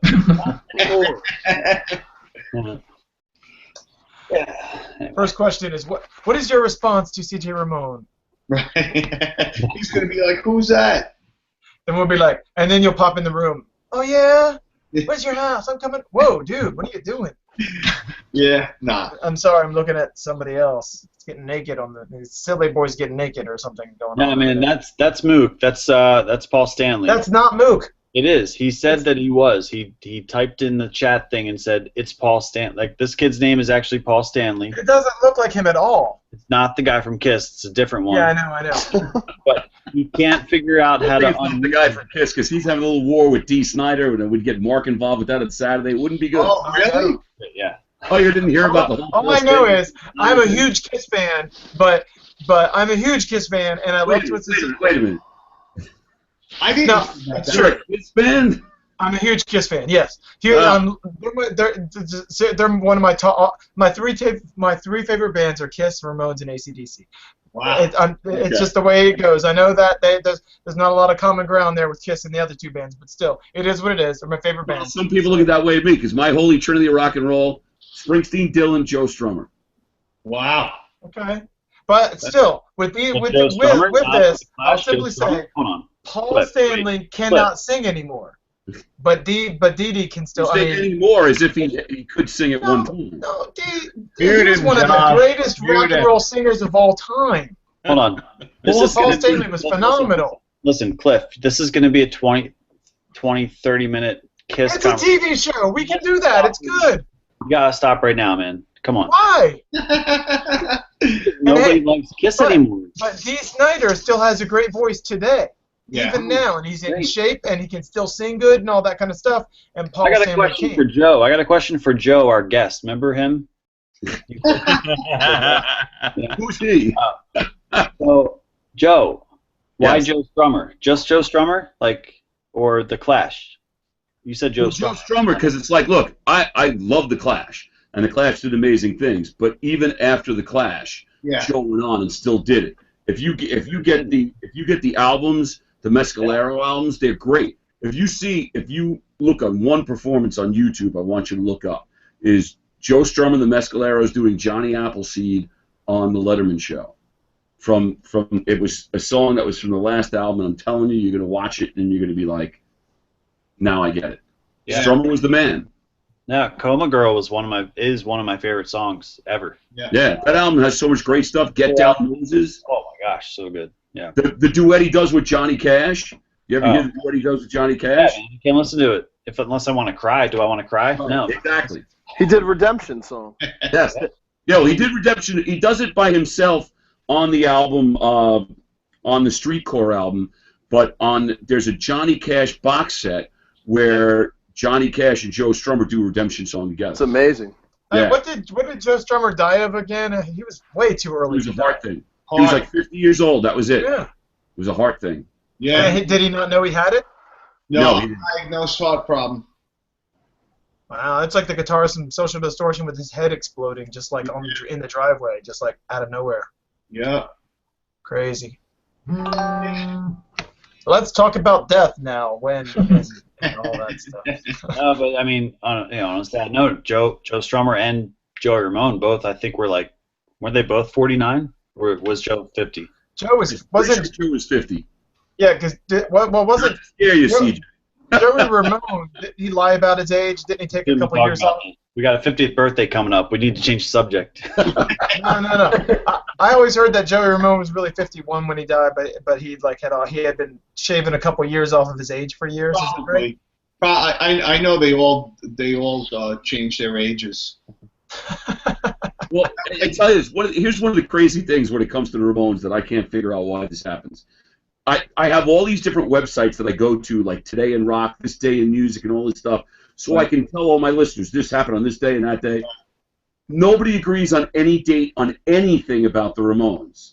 Everything, they have the wrong years, they have different dates completely. I'm like, I don't even understand.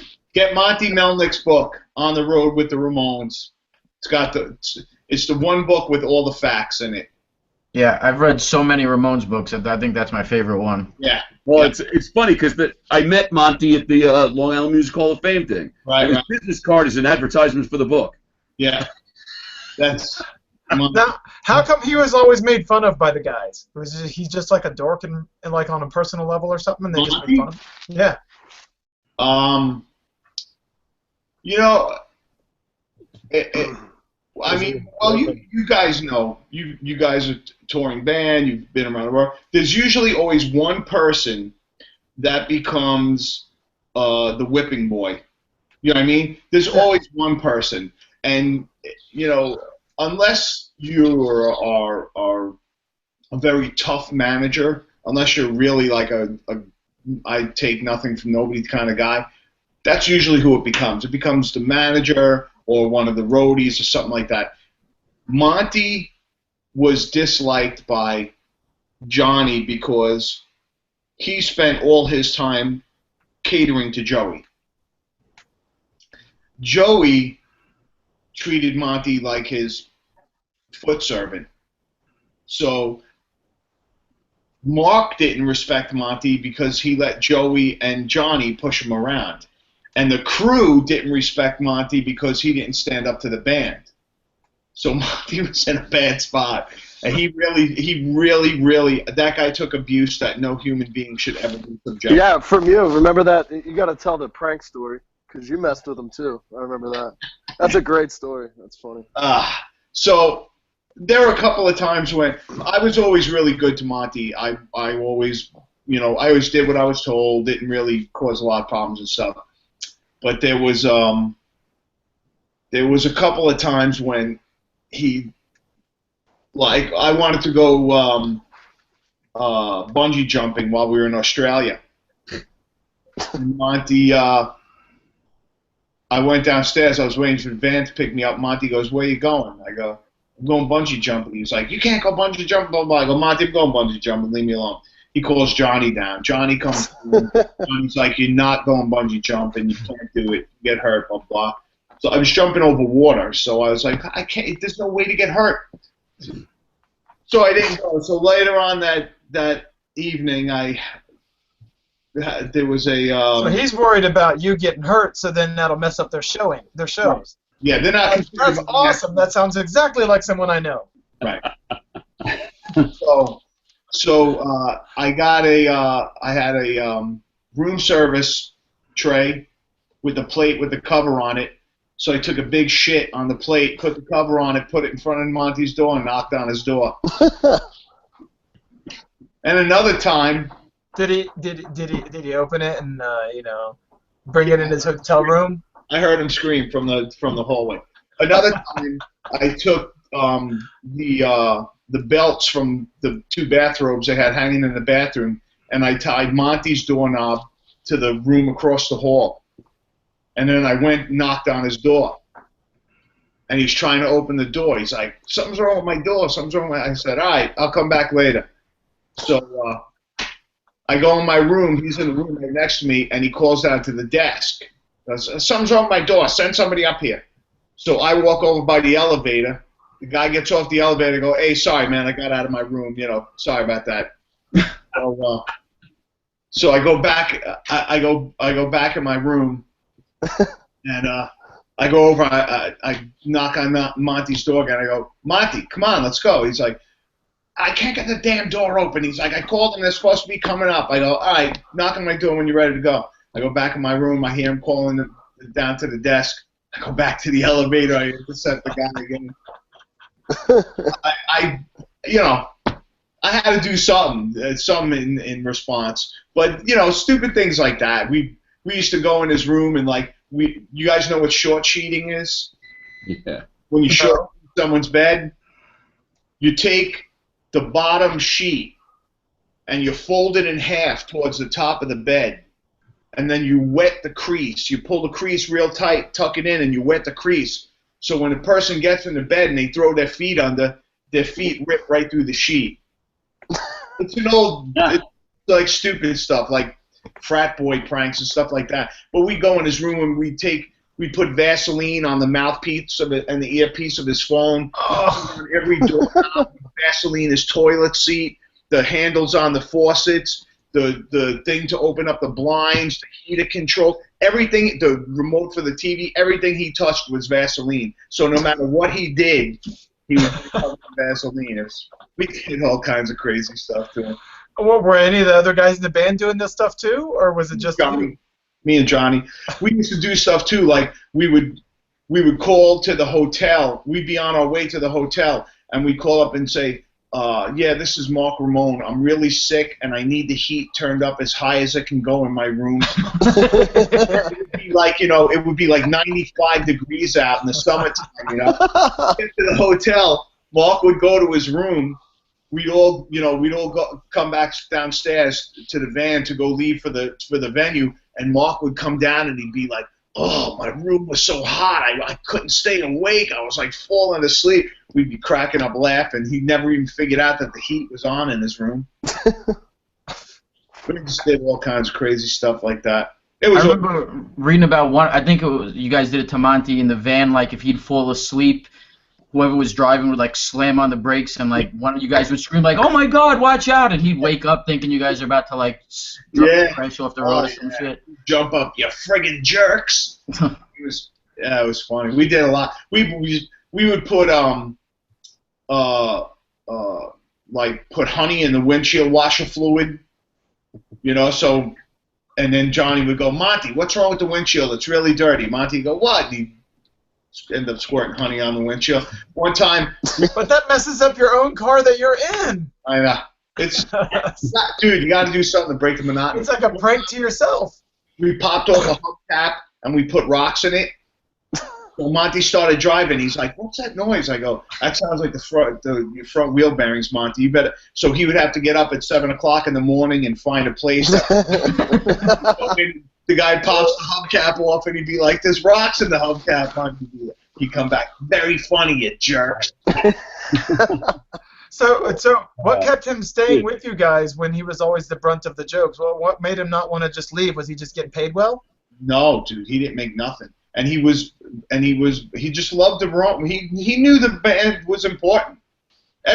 Nobody made any money with the Ramones. No one did. They didn't pay the roadies good. I didn't get paid good. No, Johnny and Joey and Arturo were the only three people making money in the whole organization. Everyone else was just part of it because everyone understood the Ramones were an important band. Marky wasn't getting paid well? Marky? I got paid when we were on the road and Marky didn't. How come? I mean, off the road. I got paid year-round. I got a paycheck every week. Marky only got paid when we were on the road because he didn't know how to negotiate. He didn't know how to deal with Johnny. He would just make demands, and Johnny would be like, "Okay," and then Johnny would find a way to screw him. So, and that's how it went. So everybody was just psyched to be a part of it. You know what I mean? And there was something special about the band and the organization and the way everything went, and it was neat. It was a good thing to be a part of. And like I said last time, I would have done it for free. Right. I started at $350 a week, never made more than $700. Right. You know what I mean? I didn't make a lot of money, but I would have done it for free. Touring the world with the Ramones, you know. Well, now here it is, all these years, and you're able to still have a name from that. Exactly. It enabled you, if nothing else, you weren't in the band for 7 years, so it enabled you to go on and choose whether or not you were going to do something with that or not. Yep. It gave you a sounding board that many people would not be able to have. So, and the thing about it is too is I could probably tour for the rest of my life, and there'll always be somebody interested in coming out and seeing it because it's got the Ramone name attached to it, and that, you know what I mean. In 10 or 15 years, is anybody going to be interested in going out and name any band around right now? Probably not. Yeah. You know what I mean? Probably not. And that's the magic of the Ramones, man. You know what, man? Generations all the time getting into in 15 years, you're going to be 65. Yeah. Yeah. Thanks, brother. Thanks. Captain Obvious over there. Hey, I'll be 60. Yeah, you're not too far behind. No, I'm not. Not at all. I mean, me, him, and Joe are all from the same generation. We grew up with the same TV shows, the same music, and same everything else. It's kind of funny. So They'll be wheeling me and Joe out on stage. They'll be there doing rock and roll. And Joe will be like, "What? You can't play a 3-hour set yet?"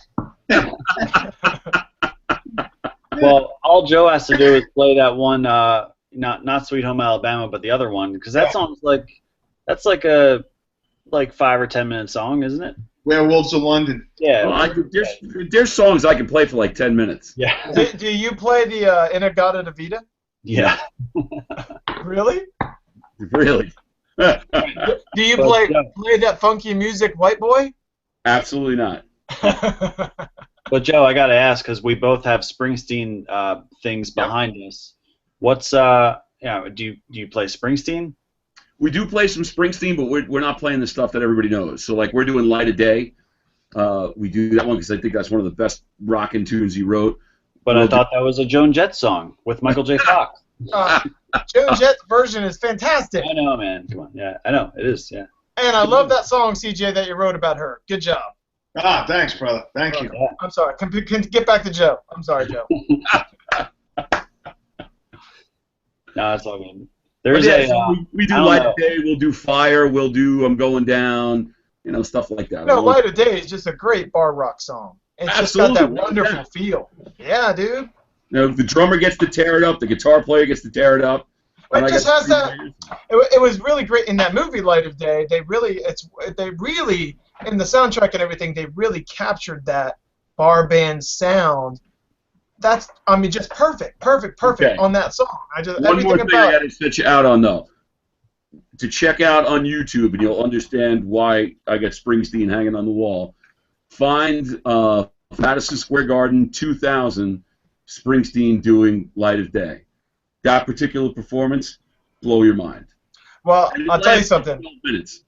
Super Bowl, when Springsteen played the Super Bowl, it was not anywhere near as good as when I think the very next year when Prince did Purple Rain. Not even close. Oh Lord.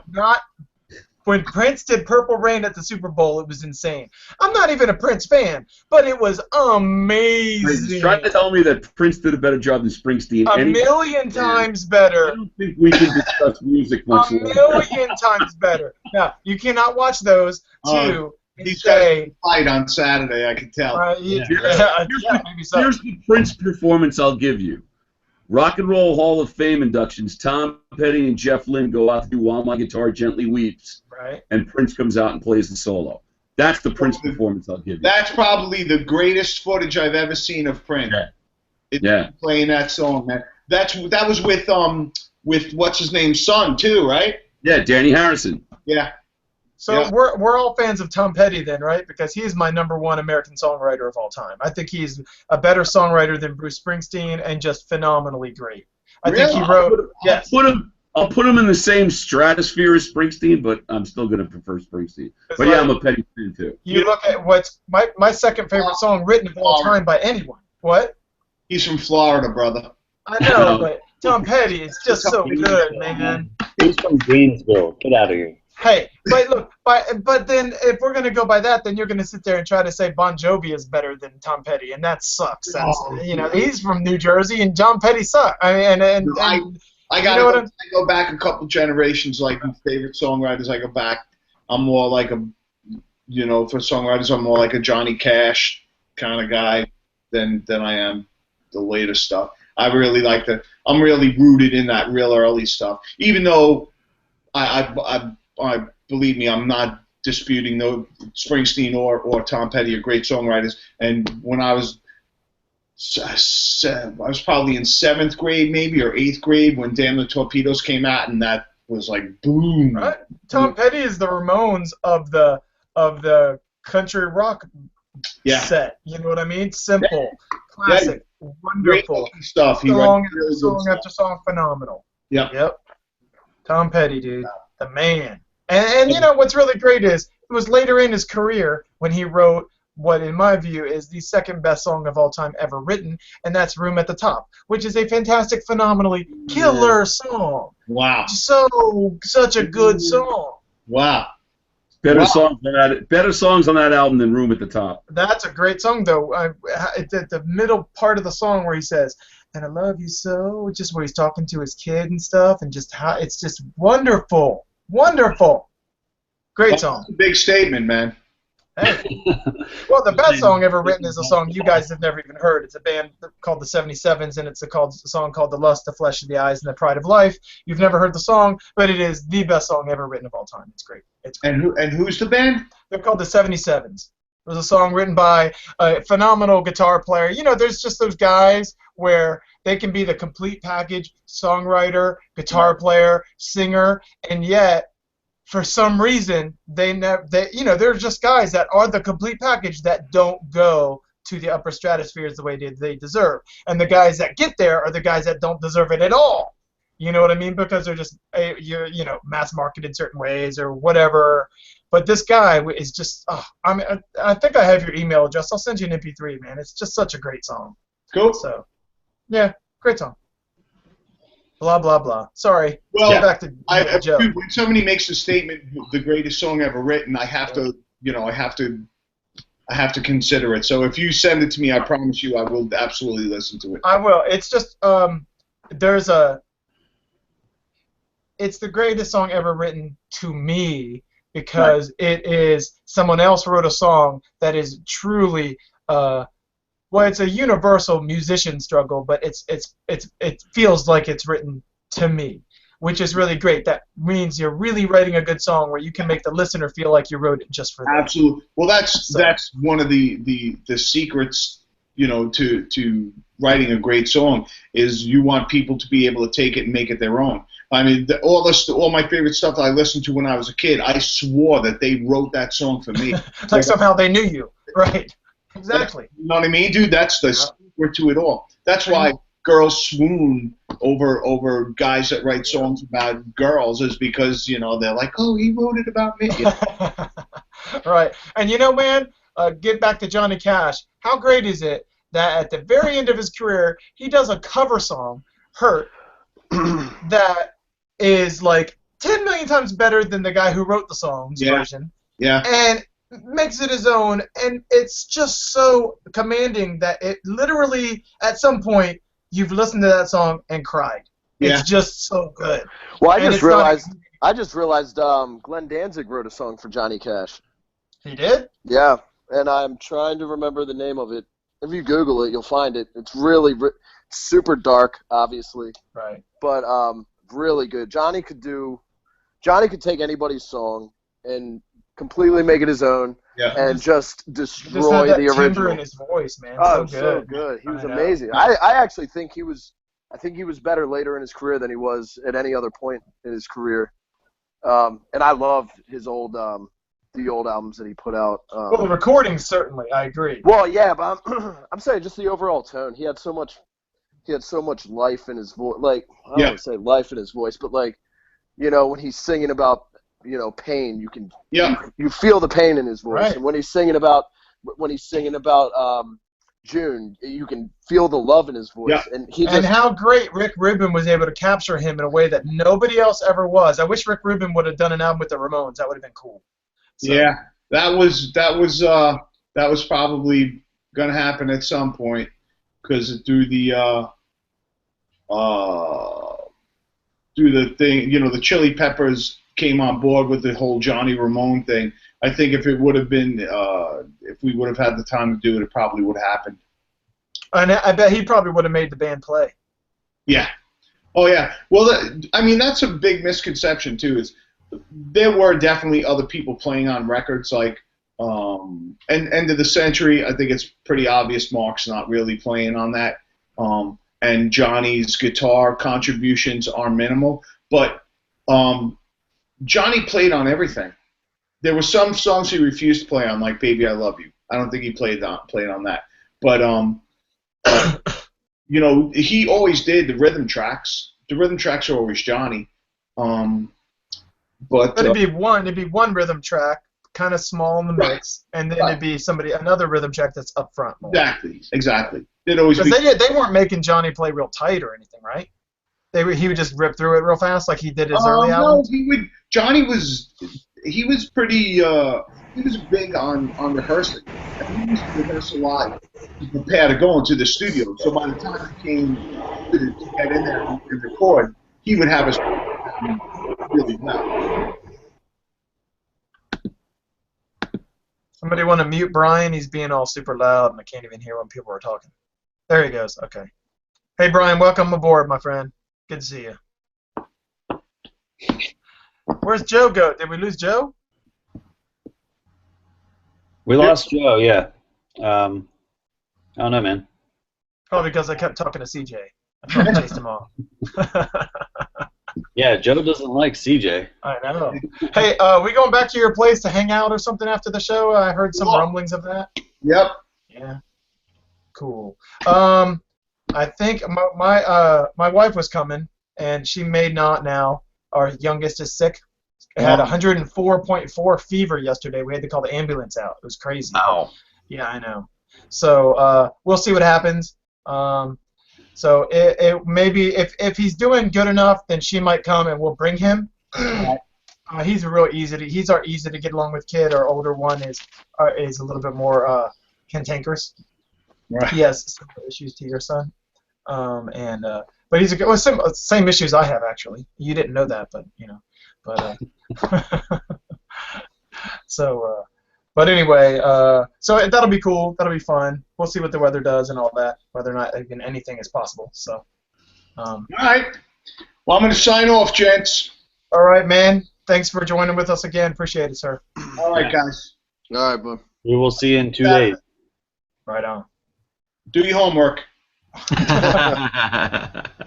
So are we getting Joe back? What's going on? Did he leave and I just didn't know he said bye? I feel bad. Did he say bye? Oh, man. Good job, Cliff. We know he I didn't. know. It's tough to get a word in between Cliff and CJ. I'm sorry, guys. It's free flowing, man. It's tough to get a text message in between Cliff and CJ. Well, it doesn't help when my phone is like messed up and all I jacked know. up. I mean, I texted you multiple times and just said, "Dude, shut up." I know. I had no idea. I didn't know. And- I texted Christy and had her try and come out and throw some water on you or She something. was, man. She was like over here on the side, like, rah, rah, rah, they're talking to you. Yeah. And she like, you know, Hey, Joe Rok is back. hey, he's back. My computer went blue screen on me. All right. Oh man, my iPhone did the same thing. I was trying to do it on the iPhone and I don't have the app. Yeah, no, that's okay. I updated to 9.0.2 and my phone does not liking it for some reason. So now I don't know how I'm gonna get it back. We'll see. Oh, shoot. Yeah. Anyway, yeah. So nice to have Joe back. We got Brian Hardy on now. He's muted because he's loud. Looks like he's outside at a show again. He's always Are outside. you at a show? Brick Wall or whatever. You at Yeah. a show? Is it a rock show or is it your show? You can His show. unmute yourself, dude. You can hit the thing and unmute it. No. Yeah, if you want to talk, you can unmute. No.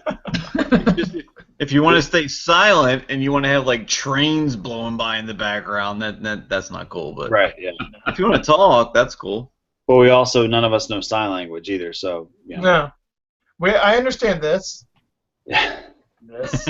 All right. So I gotta say, I met Brian in person for the first time a couple of weeks ago at the show in Baltimore, and I gotta give it up for his kids, man. They hung tight up front, right up in front of the stage for all three bands. It was pretty impressive. For some Yeah, I watched the Huntingtons performance. It was a live video of it that Josh sent us, and I saw you right in the front, man. You were loving it. Oh, you saw me? Yeah, dude. I totally yeah. saw you on there, man. You were sitting there like, oh, I'm starstruck. This is great. Yeah, something like that. I'm just kidding, man. I'm just kidding. But his kids, man, they're young kids. They were hanging up front. Yeah. He's training them to body slam and slam dance, all of it.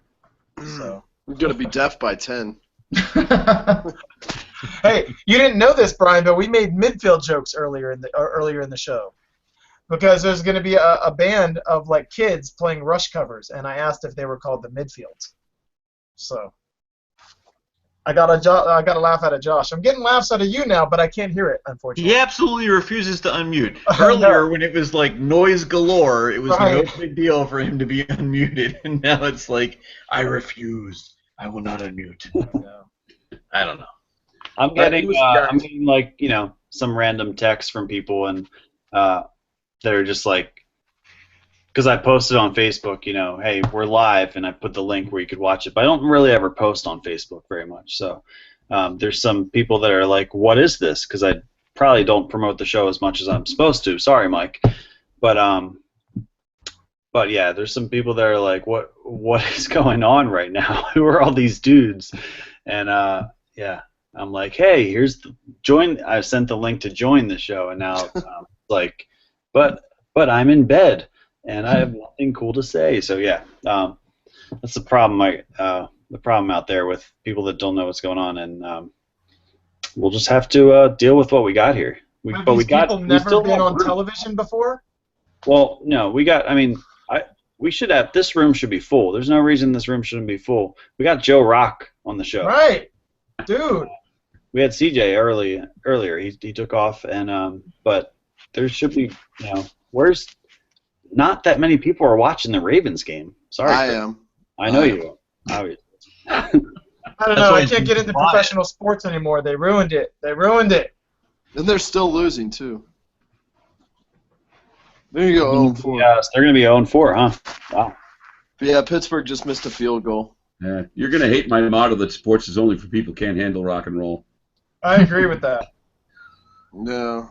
Hey, we agree on something. Look at that. Hey, no, I agree with that now. Sports used to be really awesome. It was really about the love of the game. All the sports were like that. And now it's all about the love of money and politics and all this crap in every bit of it. And it's just, I hate it. I have no interest in any of it anymore. I grew up wanting to be a professional baseball player and just loving all that. You remember the professional baseball in the 70s and early 80s, how different it was than it is now. Stuff like that. So maybe you weren't watching it back then. I don't know. I was. No, I'm never a sports guy, ever. No, that's cool. That's cool. But I hate to do this, but I got to bail, and I keep getting like all this stuff freezing up on me here, and I think I'm going to go blue screen again. No, it's fine. It's 11 o'clock. You've been with us a long time. Yeah. I appreciate it. I apologize for taking up so much time talking to CJ and not you. It should have been the focus. You should have been the focus. Come back, and I'll make sure you're the focus. So. Anytime, man.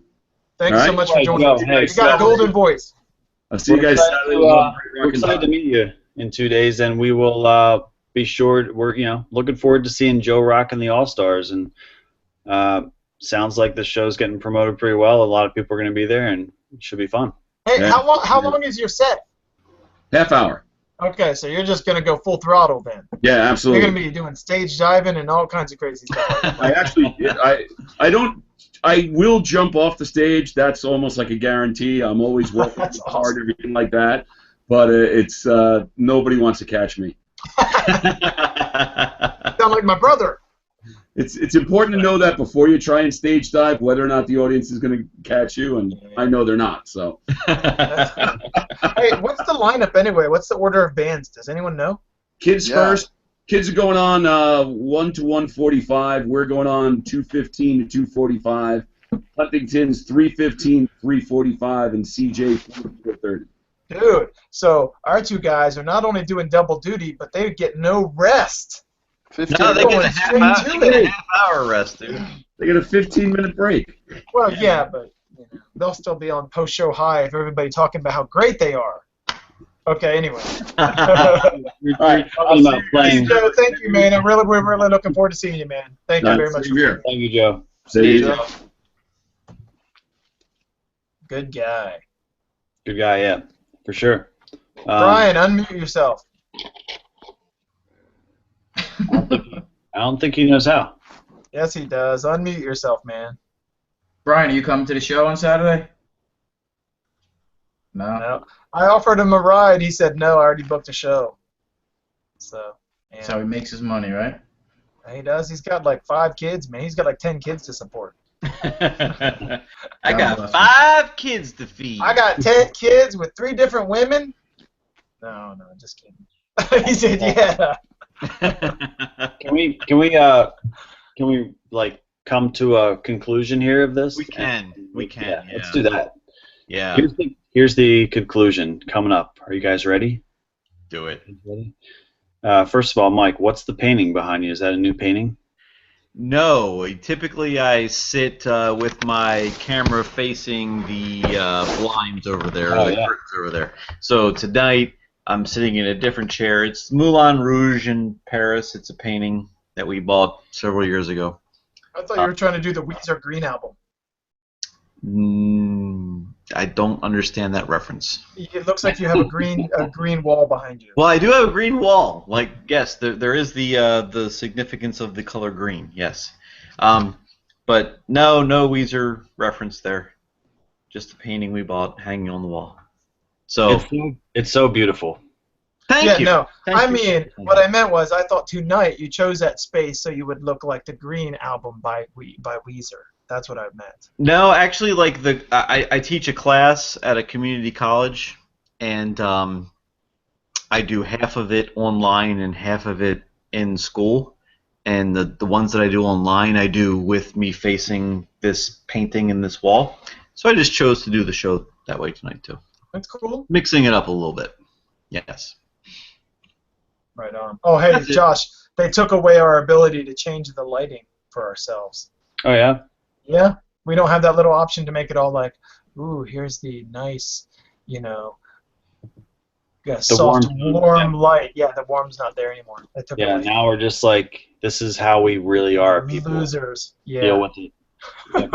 Yep. So, Josh, there was this talk about like conclusions. Yeah. Well, I had to ask you about the painting first because it's so beautiful. Yes, thank you. Thank you. Hey, look, check it out. Over this side, there's another painting. See that? Wine. That's the one you stole from Cliff's house. Yes, because Cliff is very big into paintings of wine. Because I love wine. Yes, so we're gonna shift it back over here. But yeah, so yeah, we have paint. It's cool.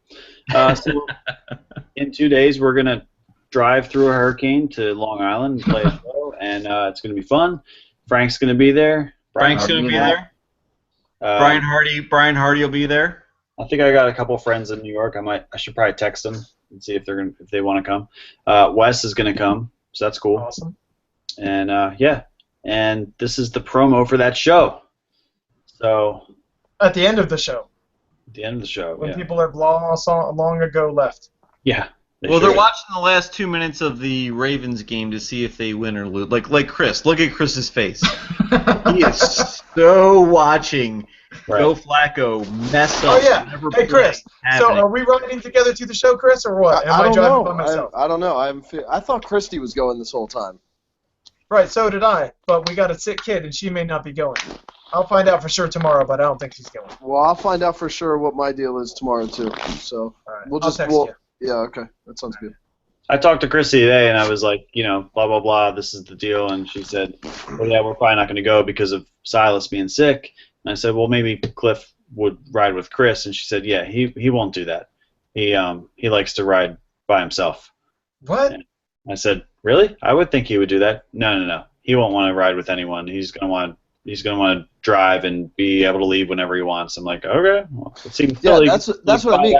Because I don't even know what I'm doing. Like I have a hotel reserved right now, and so I was like, if the show, if the weather holds up, this is all stuff I guess we could talk about off the air. But no, but everyone needs to know about it. Yeah, everyone needs to know. Everyone needs to know because the fact of the matter is, if the Ravens lose tonight, there's no way Chris is riding with you tomorrow. He's going to be way too distraught to even consider riding with you. Sports ball is very important. They're down by 3 with about a minute and a half left. Well, I don't know how you can care about the Ravens when it was the Colts.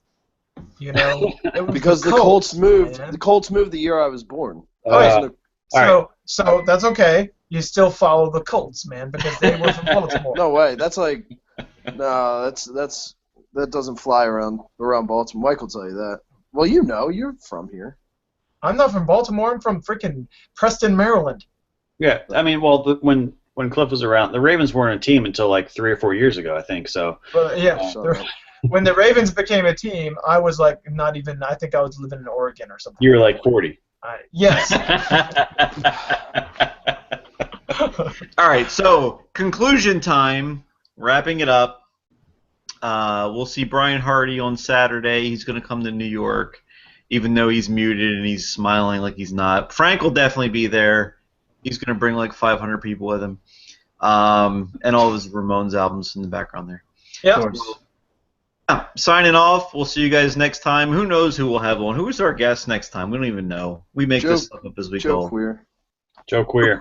Joe Rok, some Joe guy, probably. Another Joe. Yeah. So Joe that has rock and roll associated with him. So thanks for watching. We'll see you guys in 2 weeks, and we'll see you later, guys. Saturday. Yeah, you don't have to leave and we're just going off live. Yeah, Cliff, just stop speaking for 2 seconds. Just wait. Ready? Bye.